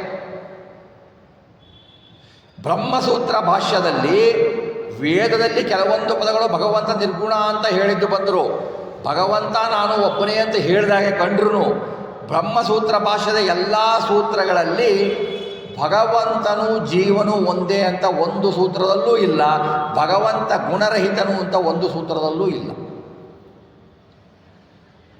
ಅದನ್ನು ನಾವು ಅದಕ್ಕೆ ವೇದವ್ಯಾಸ ದೇವರು ಏನು ಹೇಳಿದರು, ಬ್ರಹ್ಮಸೂತ್ರ ಭಾಷ್ಯಕ್ಕೆ ಅವರು ಮಧ್ವಾಚಾರ್ಯಗೆ ಅನುಗ್ರಹ ಮಾಡಿ ನೀನು ಕರೆಕ್ಟಾಗಿ ಬರೆದಿದ್ದೀಯ ನನ್ನ ಅರ್ಥಕ್ಕೆ ಅಂತ ಹೇಳಿದರು. ಯಾಕೆಂದರೆ ಇದನ್ನೇ ಹೇಳ್ತೀನಿ, ಅನ್ಯ ಮಧ್ಯದಲ್ಲಿ ಏನಾಯಿತು ಅಂತಂದರೆ, ಬ್ರಹ್ಮಸೂತ್ರ ಭಾಷ್ಯಕ್ಕೆ ಭಾಷೆ ಬರೆದ್ರು, ಅವರು ಬರೆದಿದ್ದಾರೆ, ಬ್ರಹ್ಮಸೂತ್ರಕ್ಕೆ ಭಾಷೆ ಬರೆದು ಬಿಟ್ಟು ವೇದವ್ಯಾಸರ ಹತ್ರ ಅವರು ತೆಗೆದುಕೊಂಡು ಹೋದಾಗ ವೇದವ್ಯಾಸ ದೇವರು ಕೇಳಿದ್ರು, ಅಲ್ಲಪ್ಪ ಇದು ಬರೆದಿದೆಯಲ್ಲ, ನಾನು ಹೇಳಿದ್ದಕ್ಕೂ ಇದಕ್ಕೂ ವಿರುದ್ಧ ಇದೆಯಲ್ಲ ಅಂತ ಕೇಳಿದರೆ ಅವರೇನು ಹೇಳಿದ್ರು ಗೊತ್ತಾ? ನಿಮಗೆ ತಿಳುವಳಿಕೆ ಇಲ್ಲ, ನೀವು ಸರಿಗೆ ಬರೆದಿಲ್ಲ ಅಂದರು. ಸರಿಗೆ ಬರೆದಿಲ್ಲ ಅಂದರು. ಆದರೆ ಒಂದು ವಿಷಯ ಇಲ್ಲಿ ಹೇಳಬೇಕು. ನಮ್ಮ ಪರಂಪರೆಯಲ್ಲಿ ಏನು ಗುರುಗಳು ಹೇಳ್ಕೊಂಡು ಬಂದಿದ್ದಾರಲ್ಲ, ಆ ಗುರುಗಳನ್ನು ಮೀರಿ ಇವರು ಹೇಳಿದ್ದು ತಪ್ಪು, ನಾನು ಹೇಳಿದ್ದು ಸರಿ ಅಂತ ಯಾರೂ ಹೇಳಿಲ್ಲ, ಇದುವರೆಗೂ ಯಾರೂ ಹೇಳಿಲ್ಲ. ಬ್ರಹ್ಮಸೂತ್ರ ಭಾಷೆ ವೇದವ್ಯಾಸ ದೇವರು ಬರೆದಿದ್ದು ತಪ್ಪು, ನನಗೆ ಅರ್ಥ ಆಗಿದೆ ಅಂತ ಮಧ್ವಾಚಾರ್ಯರು ಹೇಳಿಲ್ಲ. ಮಧ್ವಾಚಾರ್ಯರು ಬರೆದಿದ್ದು ತಪ್ಪಿದೆ, ನಾನು ಹೇಳಿದ್ದು ಸರಿ ಅಂತ ಟೀಕಾಚಾರ್ಯರು ಹೇಳಿಲ್ಲ. ಟೀಕಾಚಾರ್ಯರು ಬರೆದಿದ್ದು ಹೀಗೆ ತಪ್ಪಿರಬಹುದು, ನಾನು ಬರೆದಿದ್ದು ಸರಿ ಅಂತ ವ್ಯಾಸತೀರ್ಥರು, ವಾದಿರಾಜರು, ರಾಘವೇಂದ್ರ ಸ್ವಾಮಿಗಳು ಯಾರೂ ಹೇಳಿಲ್ಲ. ಎಲ್ಲರೂ ವೇದವ್ಯಾಸರ ಅನುಸಾರಿಯಾಗಿಯೇ ಹೇಳಿದ್ದಾರೆ. ಆದರೆ ನಾವು ನೋಡುವ ಶಾಸ್ತ್ರದಲ್ಲಿ ಪ್ರಭಾಕರ ಮತ ಅಂತ ಒಂದಿದೆ. ಅವರ ಮತಕ್ಕೆ ಇನ್ನೊಂದು ಹೆಸರು ಗುರುಮತ ಅಂತ. ಅವರು ಏನು ಮಾಡಿದರು ಅಂದರೆ, ತಮ್ಮ ಗುರುಗಳು ಬರೆದ್ರಲ್ಲ, ಏನು ಗ್ರಂಥ ವ್ಯಾಖ್ಯಾನ ಮಾಡಿದರೆ ಗುರುಗಳು ಸರಿ ಬರೆದಿಲ್ಲ, ತಪ್ಪು ಬರೆದಿದ್ದಾರೆ, ನಾನು ಇದನ್ನು ಬರೆದಿದ್ದೇನೆ ಅಂದರೆ ಅದಕ್ಕೆ ಅವತ್ತಿಂದ ಅದು ಗುರುಮತನೇ ಆಗೋಯ್ತು, ಅವರೇ ಗುರುಗಳಾಗೋದು. ಭಾಸ್ಕರರು ಬರೆದರು, ಭಾಸ್ಕರಾದ್ವೈತ ಅಂತ. ಶಂಕರಾಚಾರ್ಯಕ್ಕಿಂತ ಮುಂಚೆ ಭಾಸ್ಕರಾದ್ವೈತ ಬಂದಿದೆ. ಭಾಸ್ಕರಾದ್ವೈತ ಅಂತ ಬರೋರು. ಅವರು ಎಲ್ಲ ಒಪ್ಪಿದ್ರು, ನಮ್ಮ ಜಗತ್ ಸತ್ಯ, ಭೇದ ಇದೆ, ನಾವು ಕಾಣುವುದೆಲ್ಲ ಸತ್ಯ, ಪರಮಾತ್ಮ ಸತ್ಯ, ಪರಮಾತ್ಮ ಗುಣ. ಆದರೆ ಮೋಕ್ಷದಲ್ಲಿ ನಾನು ಒಂದೇ, ಅವನು ಒಂದೇ ಅಂದರು. ಈಗ ಒಂದು ನಮಗೇನಾಗತ್ತೆ ಗೊತ್ತಾ, ಎಲ್ಲ ಸತ್ಯ ಅಂತ ಒಪ್ಪಿಟ್ರು. ನಮಗೆ ಸಾಮಾನ್ಯ ಶಾಸ್ತ್ರದ ಚಿಂತನೆ ಬಂತು ಅಂತ ಹೇಳ್ತೀನಿ ಸ್ವಲ್ಪ ಅಷ್ಟೇ. ಅದು ಏನಂದರೆ ಮತ್ತಲ್ಲಿ ಹೇಗೆ ಬರುತ್ತೆ ಅಂದರೆ, ನಮ್ಮ ಚಿಂತನೆಯಲ್ಲಿ ಏನು ಬಂತು ಅಂತಂದರೆ, ಅವರು ನಮಗೆ ಸ್ವಲ್ಪ ಹತ್ತಿರ ಆದವರು ಅಂತ ನೋಡಿ. ಶಂಕರಾಚಾರ್ಯರು ಅಂದರೆ ಅದ್ವೈತ ಮದ್ದವ್ರು ಏನು ಹೇಳ್ತಾರೆ, ನಾನು ಭಗವಂತ ಒಂದೇ, ಎರಡಾಗಿ ಇಲ್ಲಿ ಕಾಣ್ತೀವಿ, ಮುಂದೆ ಹೋದರೆ ಒಂದೇ ಅಂತ ಅವ್ರು ಹೇಳ್ತಾರೆ. ಇವರಿಗಿಂತ ಮುಂಚೆ ಬಂದ ಭಾಸ್ಕರ ಅದ್ವೈತರು ಏನು ಹೇಳ್ತಾರೆ, ಇಲ್ಲಿ ನಾವು ಇಬ್ಬರೇನೆ, ಮೇಲೆ ಹೋದರೆ ನಾವು ಒಬ್ಬರೇ ಅಂತ. ಇದು ನೋಡಿದರೆ ನಮಗೆ ಹತ್ತಿರ ಕಾಣೋದು ಯಾವುದು, ನಮ್ಮ ಶಾಸ್ತ್ರಕ್ಕೆ ಹತ್ತಿರ ಕಾಣೋದು ಭಾಸ್ಕರ ಅದ್ವೈತ ಅಂತ ಕಾಣುತ್ತೆ. ಯಾಕೆ ಅಂದರೆ ಇಲ್ಲಿ ಎಲ್ಲ ಸತ್ಯ ಒಪ್ಪಿಟ್ರು ಅವರು, ಪ್ರಪಂಚ ಸತ್ಯ ಎಲ್ಲ ಸತ್ಯ ಅಂತ ಒಪ್ಪಿಟ್ರು. ಅದ್ವೈತ ಮತ ಆಮೇಲೆ ಬಂದ ಶಂಕರಾಚಾರ್ಯ ಮತ ಅದು ಸ್ವಲ್ಪ ದೂರ ಅನಿಸುತ್ತೆ. ಆದರೆ ಹಾಗಿಲ್ಲ, ಆಚಾರ್ಯ ಹೇಳ್ತಾರೆ, ಎರಡು ಒಂದಾದಕ್ಕೆ ಎಲ್ಲೂ ಪ್ರಪಂಚದಲ್ಲಿ ಉದಾಹರಣೆನೇ ಇಲ್ಲ. ಇಲ್ಲಿ ಎರಡಿದೆ ರೀ, ಇದು ಪೆನ್ನು ಪುಸ್ತಕ ಒಂದೇ ಇದೆ, ಇದು ಎರಡೂ ಒಂದಾಗಿದ್ದಕ್ಕೆಲ್ಲರ ಉದಾಹರಣೆ ಇದೆಯಾ? ಒಂದು ಉದಾಹರಣೆ ಪ್ರಪಂಚದಲ್ಲಿದೆಯಾ? ಇಲ್ಲ. ಆದರೆ ಒಂದು ಇದ್ದಿದ್ದು ಎರಡಾಗಿ ಕಾಣುತ್ತೆ, ಅದಕ್ಕೆ ಉದಾಹರಣೆ ಇದೆ. ಯಾಕೆಂದರೆ ಕಣ್ಣು ಬೆಟ್ಟು ತಗೊಂಡ್ರೆ ಒಂದು ಇದ್ದಿದ್ದು ಎರಡಾಗಿ ಕಾಣುತ್ತೆ, ಹೌದಾ? ನಮ್ಮ ಮುಂದೆ 5 ಕನ್ನಡಿಯನ್ನು ಇಟ್ಟರೆ ಒಂದು ಇದ್ದಿದ್ದು 5ಆಗಿ ಕಾಣುತ್ತೆ, ಅಲ್ವಾ? ಅವ್ರು ಏನು ಹೇಳಿದ್ರು ಅಂದರೆ, ಆ ಮತ ಸ್ವಲ್ಪ ವಾಸಿ, ಭಾಸ್ಕರ ಮತ ಸರಿ ಇಲ್ಲ, ಅದಕ್ಕೆ ಉದಾಹರಣೆ ಇಲ್ಲ ಅಂದರು ಅವರು. ಹೀಗೆ ಶಾಸ್ತ್ರದಲ್ಲಿ ಅನೇಕ ಅವರವರ ಮತಗಳನ್ನು ಅವರು ಪ್ರತಿಪಾದಿಸಿದ್ದಾರೆ, ಅದು ಅವರವರ ಇಚ್ಛೆ. ಇದ್ರಲ್ಲಿ ತಗೊಂಡ್ಕೊಂಡಾಗ ವರ್ಣತ್ವ ನಿತ್ಯ ಯಾಕೆ ಅಂತ ಬಂದಾಗ, ವರ್ಣ ನಿತ್ಯಗಳು ಯಾಕೆ ಅಂದರೆ, ವರ್ಣ ಭಗವಂತನನ್ನೇ ಹೇಳುತ್ತೆ, ವರ್ಣ ಸ್ವಭಾವತಃ ನಿತ್ಯ. ಭಗವಂತನ ನಾಮಗಳನ್ನು ಹೇಳಬೇಕಂದ್ರೆ ಭಗವಂತ ಎಲ್ಲಿರ್ತಾನೋ ಅಲ್ಲಿ, ಯಾವ ಕಾಲದಲ್ಲಿರ್ತಾನೋ ಅಲ್ಲಿ, ಭಗವಂತ ಹೇಗೆ ಇರ್ತಾನೋ ಅಲ್ಲಿ ಅವನ ರೂಪ ಇರಲೇಬೇಕು, ವರ್ಣಗಳು ಇರಲೇಬೇಕು. ವರ್ಣಗಳು ಪ್ರಕಟ ಅಭಿವ್ಯಕ್ತಿ ಆಗತ್ತೆ ಹೊರತು ವರ್ಣಗಳು ನಾಶ ಹೊಂದುವುದಿಲ್ಲ, ಅನಿತ್ಯ ಅಲ್ಲ ವರ್ಣಗಳು ಅಂತ ಇದನ್ನು ನಾವು ತಿಳ್ಕೊಳ್ಬೇಕಾಗತ್ತೆ. ಹೀಗೆ ತಿಳ್ಕೊಂಡು ಈ ಪುರಾಣ ಈ ಥರ ನಾವು ತಿಳ್ಪಿಸಿಕೊಂಡು ಭಗವಂತನ ರೂಪವನ್ನು ನಾವು ಚಿಂತನೆ ಮಾಡಿದರೆ ನಮಗೆ ಯಥಾರ್ಥ ಜ್ಞಾನವನ್ನು ವಾಂಗ್ಮಯದಲ್ಲಿರುವ ಭಗವಂತನ ರೂಪ ಭಗವಂತ ನಮಗೆ ಅನುಗ್ರಹಿಸಿ ಯಥಾರ್ಥ ಜ್ಞಾನವನ್ನು ಕೊಡ್ತಾನೆ, ಯಥಾರ್ಥ ಜ್ಞಾನ ಕೊಡ್ತಾನೆ ಅಂತ ದಾಸವರೆಣ್ಣೆ ಹೇಳ್ತಾರೆ. ಮುಂದಿನ ವಾಕ್ಯದಲ್ಲಿ ಈ ಭಾರವನ್ನು ಹೊತ್ತುಕೊಂಡು ಪರಮಾತ್ಮ, ಚರಾಚರ ಭಾರವನ್ನು ಹೊತ್ತುಕೊಂಡು ಪರಮಾತ್ಮನ ಇರತಕ್ಕ ಪರಮಾತ್ಮ ಏನೆಂದು ಹೇಳ್ತಾರೆ, ಭಾರ ಬೃನ್ನಾಮಕನ 1124 ಮೂರುತಿಗಳು ಚರಾಚರದಿ ಸರ್ವತ್ರ ತುಂಬಿಹವು. 6 ಜಡಗಳಲ್ಲಿ 16 ಚೇತನಗಳಲ್ಲಿ ಚಿಂತಿಸೆ ತೋರಿಕೊಂಬನು ತನ್ನ ರೂಪವ ಸರ್ವಠಾವಿನಲಿ. ಇದಕ್ಕೆ ವಿಷ್ಣು ಸಹಸ್ರನಾಮನೇ ಪ್ರಮಾಣ. ಭಾರಭೃತ್ ಕಡಿತೋ ಯೋಗಿ ಅಂತ ವಿಷ್ಣು ಸಹಸ್ರನಾಮದಲ್ಲಿ ಇದೆಯಲ್ಲ, ಭಾರಭೃತ್ ಅಂತ ವಿಷ್ಣುವನ್ನು ಕರೀತಾರಲ್ವ. ಭಾರಭೃನ್ನಾಮಕ, ಭಾರವನ್ನು ಹೊತ್ತುಕೊಂಡವನು ಪರಮಾತ್ಮ. ಭಾರಭೃತ್ 1224 ರೂಪ. ಭಾರಭೃತು ಅಂದರೆ ತ 1ನೇ ಅಕ್ಷರ, ಭೃ ಭ ರ, ಪ ಪ ಬ ಭ 5 ರ ರು 1, 5 + 1 6, ರ 2, ಭ 4, ಅಲ್ಲಿಗೆ 1624 ರೂಪಗಳು ಬರ್ತವೆ. ಈಗ ಭಾರಭೃತ್, ನಮ್ಮ ಭಾರವನ್ನು ಭಗವಂತ ಹೊರ್ತಾನೆ. ನೋಡಿ, ನಮ್ಮ ಭಾರವನ್ನು, ಎಲ್ಲರ ಭಾರವನ್ನು, ನಾವು ಒಂದು ಭಾರ ಹೊತ್ತಿದ್ದೀವಿ ರೀ, ನಾವು ಒಂದು ಭಾರ ಹೊರ್ತೀವಿ, ಏನೋ ವಸ್ತು ಹೊತ್ಕೊಳ್ತೀವಿ ಅಲ್ವಾ. ನಮ್ಮ ಭಾರವನ್ನು ನಮ್ಮ ಪಾದ ಹೊತ್ತಿದೆ ಅಲ್ವಾ, ಭಾರವನ್ನು ನಮ್ಮ ಪಾದ ಹೊತ್ತಿದೆ. ನಾವು ನಮ್ಮ ಭಾರವನ್ನು ಪಾದ ಹೊತ್ತಿ, ಪರಮಾತ್ಮ ಹೆಂಗಿದ್ದಾನೆ, ನಮ್ಮ ಒಳಗೆ ಇದ್ದು ನಮ್ಮ ಭಾರವನ್ನು ಹೊರ್ತಾನೆ, ನಮ್ಮ ಮೇಲೆ ಇದ್ದು ನಮ್ಮ ಭಾರವನ್ನು ಹೊರ್ತಾನೆ, ನಮ್ಮ ಕೆಳಗೆ ಇದ್ದು ನಮ್ಮ ಭಾರವನ್ನು ಹೊರ್ತಾನೆ. ಭಗವಂತ ನಮ್ಮ ಕೆಳಗೆ ಇದ್ದು ಭಾರವನ್ನು ಹೇಗೆ ಹೊರ್ತಾನೆ? ಈಗ ಭಾರ ಹೊರುವುದು ಬರೀ ಕೆಳಗಡೆ ಅಲ್ಲ ರೀ, ಯಾಕೆಂದರೆ ಭೂಭೃತ್ ಅಂತ ಇದೆ, ಶಿಖರಗಳು ಮೇಲ್ಗಡೆ ಇವೆಯಲ್ಲ, ಶಿಖರಗಳ ಭಾರ ಭೂಮಿ ಹೊತ್ತಿಲ್ಲ, ಭೂಮಿಯು ಮೇಲೆ ಹೋಗದಂತೆ ಅವುಗಳ ಭಾರ ತಡೆದಿದೆ. ಮೇಲ್ಗಡೆಯಿಂದ ಒತ್ತಿಡಿಯುತ್ತೆ, ಅವು ಭಾರ ಹೊತ್ತಂಗೆನೆ ಅಲ್ವಾ. ಉದಾಹರಣೆ ನೀವು ಕೊಡುವ ಒಂದು ಚಿಕ್ಕ ಉದಾಹರಣೆಯನ್ನು ಕೊಡಬಹುದು. ನೀವು ಒಂದು ಬಟ್ಟೆಗೆ ಕ್ಲಿಪ್ ಹಾಕ್ತೀರ, ಬಟ್ಟೆ ಬೀಳದಂತೆ ಕ್ಲಿಪ್ ತಡೆದಿರುತ್ತೆ, ಅದು ಮೇಲಿನಿಂದ ತಡೆಯುತ್ತೆ ಅಲ್ವಾ, ಕೆಳಗಡೆಯಿಂದ ಅಲ್ಲ, ಮೇಲ್ಗಡೆಯಿಂದ. ಆ ಭಾರ ಧಾರಕ ಅದು ಅಲ್ವಾ. ಈಗ ಇದಕ್ಕೆ ಒಂದು ನಿದರ್ಶನ ಭಾಗವತದಲ್ಲಿ ಬಂದಿದೆ. ಜಡಭರತನ ಕತೆ ಬಂದಿದೆ. ಜಡಭರತ ಏನು ಹೇಳ್ತಾನೆ ಅಂತಂದರೆ, ಭರತ ಮಹಾಚಕ್ರವರ್ತಿಯವನು. ಆ ಚಕ್ರವರ್ತಿ ಅವನು ಇನ್ನೇನು ತನ್ನ ಅಪರೋಕ್ಷ ಜ್ಞಾನಿ, ಅವನು ತನ್ನ ಒಂದು ದಿವಸ ಅವನು ತಾನು ಹೋಗಬೇಕಾದರೆ ನದಿಯ ತಟದಲ್ಲಿ ಹೋಗಬೇಕಾದರೆ ಒಂದು ಜಿಂಕೆ ಮರಣ ಹೊಂದ್ತಾ ಇರುತ್ತೆ. ನಾನು ಸತ್ತು ಹೋದ ಮೇಲೆ ಜಿಂಕೆಯ ಗತಿ ಏನು ಅಂತ ಯೋಚನೆ ಬಂದುಬಿಟ್ಟು ಆ ಕಥೆ ಮುಂದುವರೆದು ಆ ಜಿಂಕೆಯ ಮೇಲೆ ಮೋಹ ಬರುತ್ತೆ ಅವನಿಗೆ. ಜಿಂಕೆಯನ್ನು ಸಾಕ್ತಾನೆ, ಜಿಂಕೆಯ ಮೇಲೆ ಮೋಹ ಬರುತ್ತೆ, ಪರಮಾತ್ಮನ ಚಿಂತನೆ ಮರೆತು ಹೋಗುತ್ತೆ. ಅಂಥವನು ಜ್ಞಾನಿ ಆದರೂ ಕೂಡ ಜಿಂಕೆ ಜಿಂಕೆ ಜಿಂಕೆ ಜಿಂಕೆ ಅಂದ್ಬಿಟ್ಟು ಕೊನೆಗೆ ಅವನು ಮುಂದಿನ ಜನ್ಮ ಜಿಂಕೆಯನ್ನೇ ತಗೊಳ್ತಾನೆ. ಅಂತಹ ಅಪರೋಕ್ಷ ಜ್ಞಾನಿ, ಅಂತಹ ಪರಮಾತ್ಮನ ಪರಮಭಕ್ತ ಮರಣಕಾಲದಲ್ಲಿಯೂ ಜಿಂಕೆಯನ್ನು ನೆನೆಸಿಬಿಟ್ಟು ಜಿಂಕೆಯನ್ನೇ, ಅಂದರೆ ನಾವು ಸಾಯುವಾಗ ಮರಣ ಹೊಂದುವಾಗ ಏನನ್ನು ಜ್ಞಾಪಿಸಿಕೊಳ್ತೀವೋ ಅದೇ ಜನ್ಮ ನಮಗೆ ಬರುತ್ತೆ ಅಂತ ಅವನು ಜಿಂಕೆಯಾಗಿ ಹುಡ್ತಾನೆ. ಜಿಂಕೆಯಾಗಿ ಹುಟ್ಟಿದಾಗ ಅವನು ಅಪರೋಕ್ಷ ಜ್ಞಾನಿ ಆದ್ದರಿಂದ ಅವನಿಗೆ ಎಲ್ಲ ನೆನಪಿರುತ್ತೆ. ಜಿಂಕೆ ಆಮೇಲೆ ಕಾಲಕ್ರಮೇಣ ಹೋಗುತ್ತೆ. ಅವನು ಏನು ಮಾಡ್ತಾನೆ, ಭರತನಾಗಿ ಹುಡ್ತಾನೆ, ಜಡಭರತ ಅಂತ. ಅವನು ಬ್ರಾಹ್ಮಣನಾಗಿ ಹುಡ್ತಾನೆ, ಜಡಭರತ. ಆ ಭರತನಿಗೆ ಏನಾಗುತ್ತೆ, ಆ ಹಿಂದಿನ ಜನ್ಮದ ನೆನಪಿರುತ್ತಲ್ವಾ, ಆ ಹಿಂದಿನ ಜನ್ಮದ ನೆನಪಿನಿರುತ್ತೆ. ನಾನು ಯಾರಾದರೂ ಜೊತೆಗೆ ಮಾತಾಡಿದರೆ ಆ ಕರ್ಮದಿಂದ ಮತ್ತೆ ಜನ್ಮ ಬರುತ್ತೆ, ಬೇಡ ಅಂತ ಅವನು ಜಡನಾಗಿ ಹೇಳ್ತಾನೆ. ಎಲ್ಲ ಅಭಿಮಾನ ಮರೆತು ಬಿಟ್ಟಿರ್ತಾನೆ. ಅವನು ಏನು ಸ್ನಾನ ಮಾಡುವುದಿಲ್ಲ, ಏನೂ ಕರ್ಮಗಳನ್ನು ತನ್ನ ಇಚ್ಛೆಗೆ ಮಾಡೋದಿಲ್ಲ. ಯಾರು ಏನು ಮಾಡ್ತೀಯ ಅಂದರೂ ಮಾಡ್ತಿರ್ತಾನೆ. ನೀವು ಹೇಳಿದ ಕೆಲಸ ಮಾಡ್ತಾ ಇರ್ತಾನೆ, ಹೇಳಿದ ಕೆಲಸ ಮಾಡ್ತಾನೆ. ಅವನಾಗಿ ಏನೂ ಮಾಡೋಲ್ಲ. ಅವನು ದೇಹದ ಮೇಲೆ ಅಭಿಮಾನದ ಬಿಟ್ಬಿಟ್ಟಿದ್ದಾನು.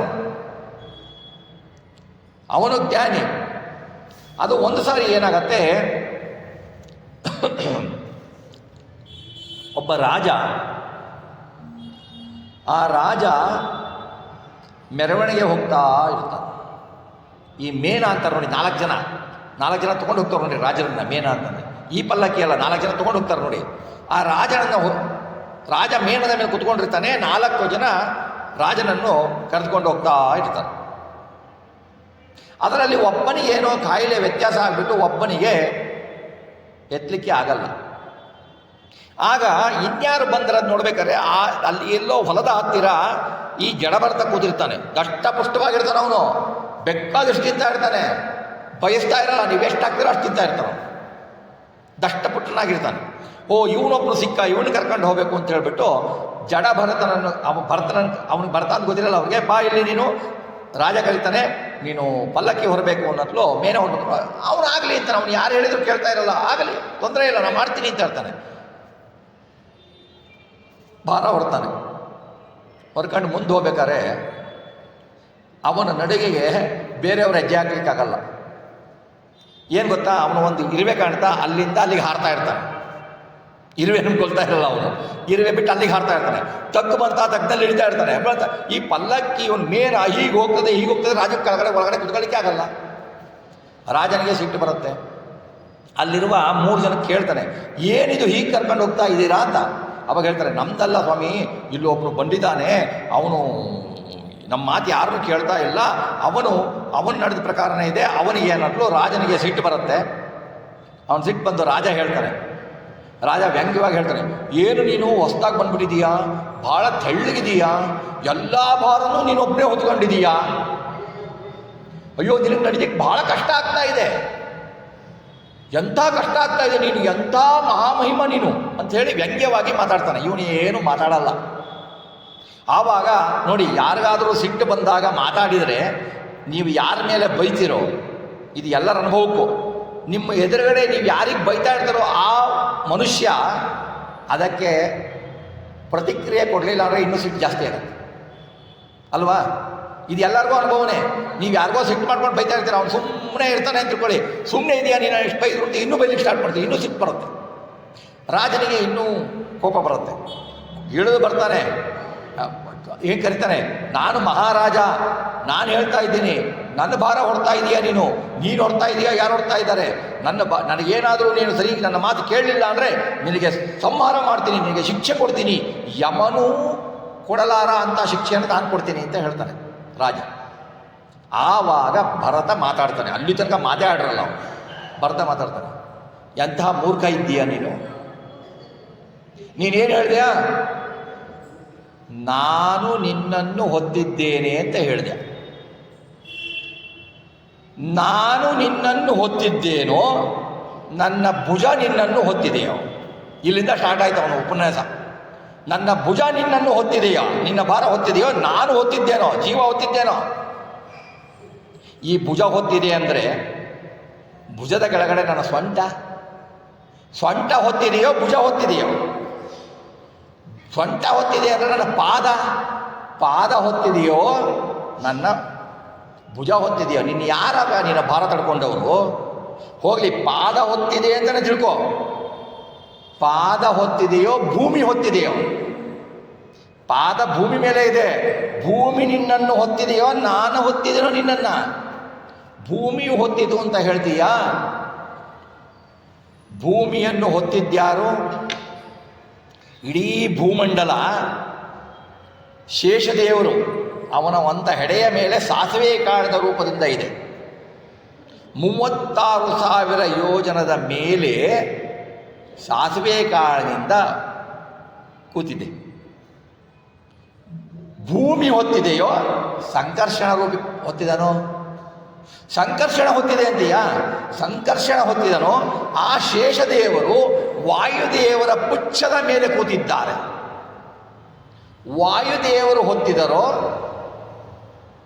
ಶೇಷದೇವರು ಹೊತ್ತಿದ್ರು?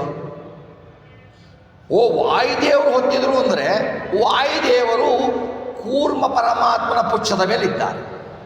ಈಗ ನಿನ್ನನ್ನು ಯಾರು ಹೊತ್ತರು ಹೇಳು ಅಂತಾನೆ ಭರತ. ಮಹಾರಾಜ ದೊಡ್ಡದಾಗಿ ನಮಸ್ಕಾರ ಮಾಡಿ ಪಲ್ಲಕ್ಕಿಂದ ಇಳಿದು ಬಂದು ಅಡ್ಡ ಬಿದ್ದು ನಮಸ್ಕಾರ ಮಾಡಿಬಿಡ್ತಾನೆ ಭರತನಿಗೆ. ನೀವು ಯಾರು ಮಹಾಜ್ಞಾನಿ? ನಿಮ್ಮನ್ನು ಹಿಂಗೆ ನಾನು ಮಾತಾಡಿದ್ದೆ, ನೀವು ಈ ಥರ ಯಾರೋ ಮಾತಾಡಿದ. ಮುಂದೆ ಅವನು ಹೇಳ್ತಾನೆ, ನೀನು ಶಿಕ್ಷೆ ಕೊಡುವುದು ನನಗೆ ಶಿಕ್ಷೆ ಕೊಡುವವರು ಯಾರು? ನನ್ನ ದೇಹಕ್ಕೆ ಶಿಕ್ಷೆ ಕೊಡ್ತೀಯೋ, ನನಗೆ ಶಿಕ್ಷೆ ಕೊಡ್ತೀಯೋ? ಜೀವಕ್ಕೆ ಶಿಕ್ಷೆ ಕೊಡಲಿಕ್ಕೆ ನೀನು ಯಾರು? ಜೀವಕ್ಕೆ ಶಿಕ್ಷೆ ಇಲ್ಲ, ಜೀವ ತುಂಡಾಗೋದಿಲ್ಲ, ಬೆಂಡಾಗೋದಿಲ್ಲ, ನೀನು ಶಿಕ್ಷೆ ಕೊಡ್ಲಿಕ್ಕೆ ಆಗೋದಿಲ್ಲ ಒಳಗಡೆ ಸ್ವರೂಪ ದೇಹಕ್ಕೆ. ಈ ದೇಹ ಬೇರೆ, ನಾನು ಬೇರೆ, ಏನಯ್ಯ ನೀನು ನನಗೆ ಶಿಕ್ಷೆ ಕೊಡ್ತೀಯಾ ಅಂತ ಕೇಳ್ತಾನೆ. ಅದು ಮುಂದೆ ಜೋಳ್ತು ಕತೆ. ಈಗ ಭಾರ ಹೊರುವವರು ಯಾರು ಅಂದಾಗ ಇಷ್ಟು ಯೋಚನೆಯನ್ನು ಆ ಭರತ ಹೇಳಿದಾಗ ರಾಜನಿಗೆ ದಿಕ್ತಪ್ಪಿ ನಮಸ್ಕಾರ ಮಾಡಿಬಿಡ್ತಾನೆ.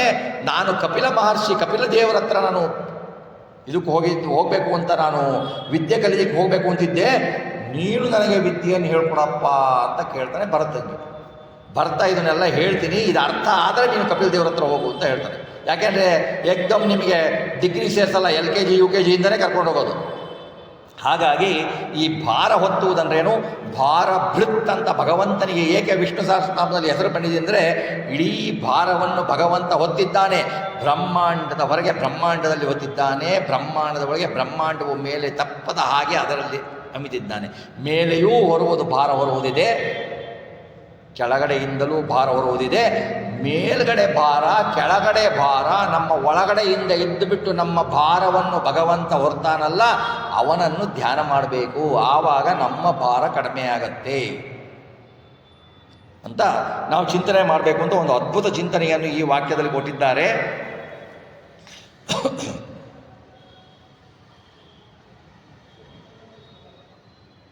ನಾಲ್ಕು ಮೂರ್ತಿಗಳು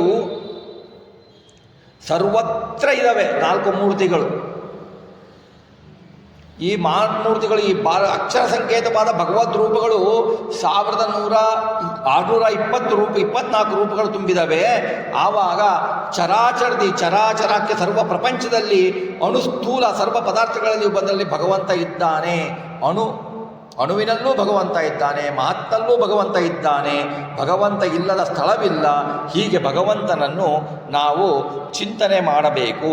ಬ್ರಹ್ಮಾಂಡದ ಹೊರಗೆ ಬ್ರಹ್ಮಾಂಡದ ಒಳಗೆ ಇದ್ದುಕೊಂಡಿದ್ದಾನರಿಂದ ಬ್ರಹ್ಮಾಂಡದ ಒಳಗೆ ನಿಂತುಕೊಂಡು ನಮ್ಮ ಭಾರವನ್ನು ತಡೀತಾ ಇದ್ದಾನೆ, ಬ್ರಹ್ಮಾಂಡದ ಹೊರಗೆ ಇದ್ದುಕೊಂಡು ಭಾರವನ್ನು ತಡೆಯುತ್ತಾ ಇದ್ದಾನೆ. ಆದ್ದರಿಂದ ಭಾರಭೂತ್ ಅಂತ ಭಗವಂತನನ್ನು ಕರೀತಾರೆ ಹೊರತು ಬೇರೆ ಯಾರಿಗೂ ಆ ನಾಮ ಅನ್ವಯವಲ್ಲ. ಅನ್ವಯ ಆಗಬಹುದು, ಅಸತ್ರತೆ ಭಗವಂತನ ಇಚ್ಛೆಯಿಂದ ವಾಯುದೇವರಿಗೆ, ವಾಯುದೇವರ ಇಚ್ಛೆಯಿಂದ ಶೇಷದೇವರಿಗೆ ಆಗ್ಬೋದು.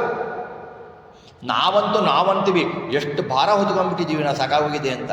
ಜಡಭರತನ ಕಥೆಯನ್ನು ಒಂದು 2 ನಿಮಿಷ ನಾವು ಅನುಸಂಧಾನ ಮಾಡ್ಕೊಂಡ್ಬಿಟ್ರೆ ಯಾರು ಯಾವ ಭಾರ ಹೊತ್ಬಿಟ್ರು ಅಂತ ಗೊತ್ತಾಗತ್ತೆ ಅಲ್ವಾ. ನಾವು ಇನ್ನೊಬ್ಬರಿಗೆ ಭಾರ ಆಗಿದ್ದೇವೆ ಹೊರತು ನಾವು ಯಾವ ಭಾರವನ್ನು ಹೊತ್ತಿಲ್ಲ. ನಮ್ಮ ಭಾರ ಕಡಿಮೆ ಆಗಬೇಕು ಅಂದರೆ ನಮ್ಮ ತಲೆಯಲ್ಲಿರುವ ವಿದ್ಯೆಯ ಭಾರ ಜಾಸ್ತಿ ಆಗಬೇಕು. ಆ ಭಾರ ಜಾಸ್ತಿ ಆಗಬೇಕು.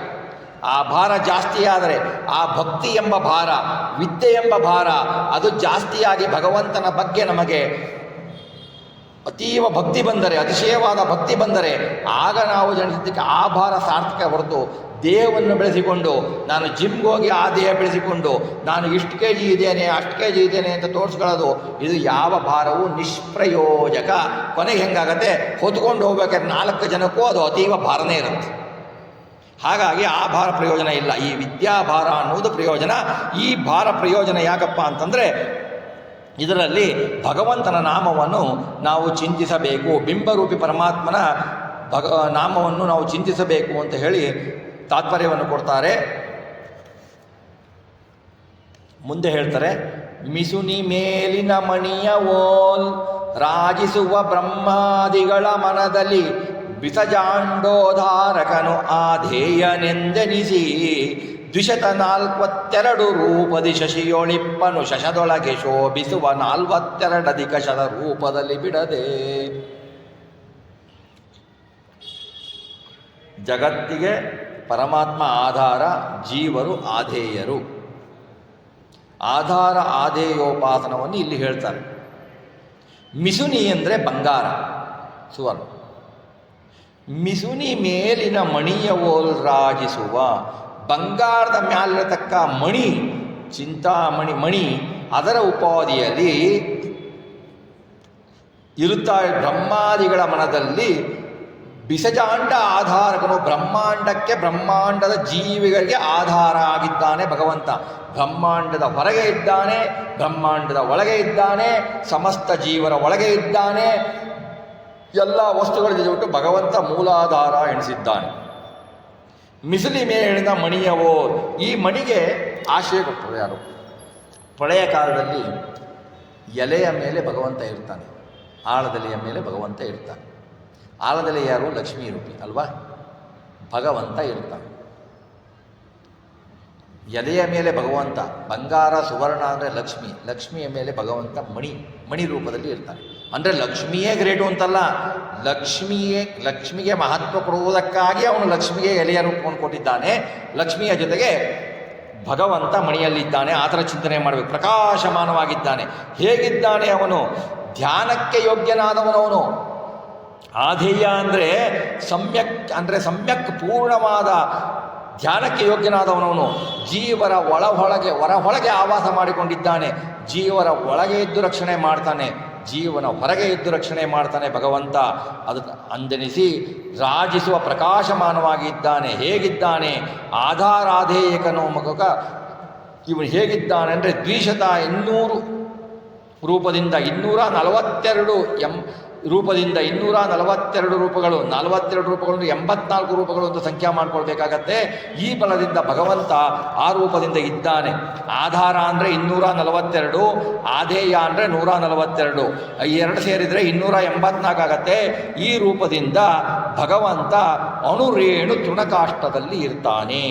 ಅಣುರೇಣು ತೃಣಕಾಷ್ಟ ನೋಡಿ. ಅಣುರೇಣು ಅಂದರೆ ಅತ್ಯಂತ ಚಿಕ್ಕದರಲ್ಲೂ ಭಗವಂತ ಚಿಕ್ಕವನಾಗಿರ್ತಾನೆ. ಯಾಕೆ ಅಂದರೆ ನೋಡಿ, ಇದನ್ನು ಭಾಳ ಚೆನ್ನಾಗಿ ತೋರಿಸ್ತಾರೆ. ಈ ಮುಂದೆ ಅದನ್ನು ನರಸಿಂಹನ ರೂಪವನ್ನು ಹೇಳಬೇಕಾದ್ರೆ ಚಿಂತನೆ ಮಾಡ್ತಾರೆ. ಸೂಕ್ಷ್ಮವಾಗಿ ಹೇಳಬೇಕು ಅಂದರೆ ಈ ಜೀವನ ಸೈಜ್ ಎಷ್ಟು? ಒಂದು ಕುದುರೆ ಬಾಲ ತೆಗೆದುಕೊಳ್ಳಿ, ಆ ಬಾಲದ ತುದಿಯನ್ನು 100 ತುಂಡು ಮಾಡಿ, ಅದರಲ್ಲಿ ಒಂದು ತೆಗೆದುಕೊಂಡು 100 ತುಂಡು ಮಾಡಿ, ಅದರೊಳಗೆ ಒಂದು ಜೀವ. ಆ ಜೀವರ ಒಳಗೆ ವಾಯುದೇವರು, ವಾಯುದೇವರ ಒಳಗೆ ಭಗವಂತ ಅಂದರೆ ಅವನಿಗಿಂತ ಅಣು ಬರಲ್ಲ. ಈ ಮಹತ್ತಿನೊಳಗೆ ಭಗವಂತ ಅಂದರೆ ಈ ಆಕಾಶಗಳಿದೆಲ್ಲ ಖಂಡವಾಗಿರುತ್ತೆ ಅವ್ಯಾಕೃತ. ಆ ಆಕಾಶಗಳು ಎಷ್ಟು ಅವ್ಯಾಕೃತ ಆಕಾಶ ಆಗಲಿ, ಈ ಆಕಾಶಗಳು ಎಷ್ಟು ಖಂಡ ಆಗತ್ತೋ, ಇದು ವಿಭು ಅಲ್ಲ. ನಮ್ಮ ಶಾಸ್ತ್ರದಲ್ಲಿ ಇದು ವಿಭು ಅಲ್ಲ, ಇದು ಖಂಡಗಳಿವೆ, ಭಾಗಗಳಿವೆ. ಆ ಭಾಗಗಳು ಎಷ್ಟು ಆಗತ್ತೋ ಅದಕ್ಕಿಂತ ಅಧಿಕ ಭಾಗಗುಳ್ಳವನು ಪರಮಾತ್ಮ. ಆದ್ದರಿಂದ ಅವನು ಅಣುರೇಣು ತೃಣಕಾಷ್ಟ ಆದರೂ ಕೂಡ ಅವನು ಅಣುವಿನಲ್ಲೂ ಇದ್ದಾನೆ, ಮಹತ್ತಿಗೂ ಮಹತ್ವ ಆಗಿದ್ದಾನೆ ಅಂತ ಭಗವಂತನ ಚಿಂತನೆಯನ್ನು ಮಾಡಬೇಕು. ಭಗವಂತನ ಚಿಂತನೆಯನ್ನು ಈ ರೀತಿ ಮಾಡಬೇಕು ಅಂತ ಈ ಪದ್ಯದಲ್ಲಿ ಹೇಳಿಬಿಟ್ಟು ಮುಂದೆ ಭಗವಂತನ ಚಿಂತನೆಯನ್ನು ಮತ್ತೆ ಕೊಡ್ತಾರೆ ಅಂತ ಹೇಳಿಬಿಟ್ಟು ಇವತ್ತಿನ ಚಿಂತನೆಯನ್ನು ಜಗನ್ನಾಥದಾಸರ ಅಂತರ್ಯಾಮಿಯಾದ ಭಾರತೀಯ ಲಕ್ಷ್ಮೀ ನರಸಮ್ಮನಿಗೆ ಅರ್ಪಿಸೋಣ. ಶ್ರೀಕೃಷ್ಣಾರ್ಪಣಮಸ್ತು.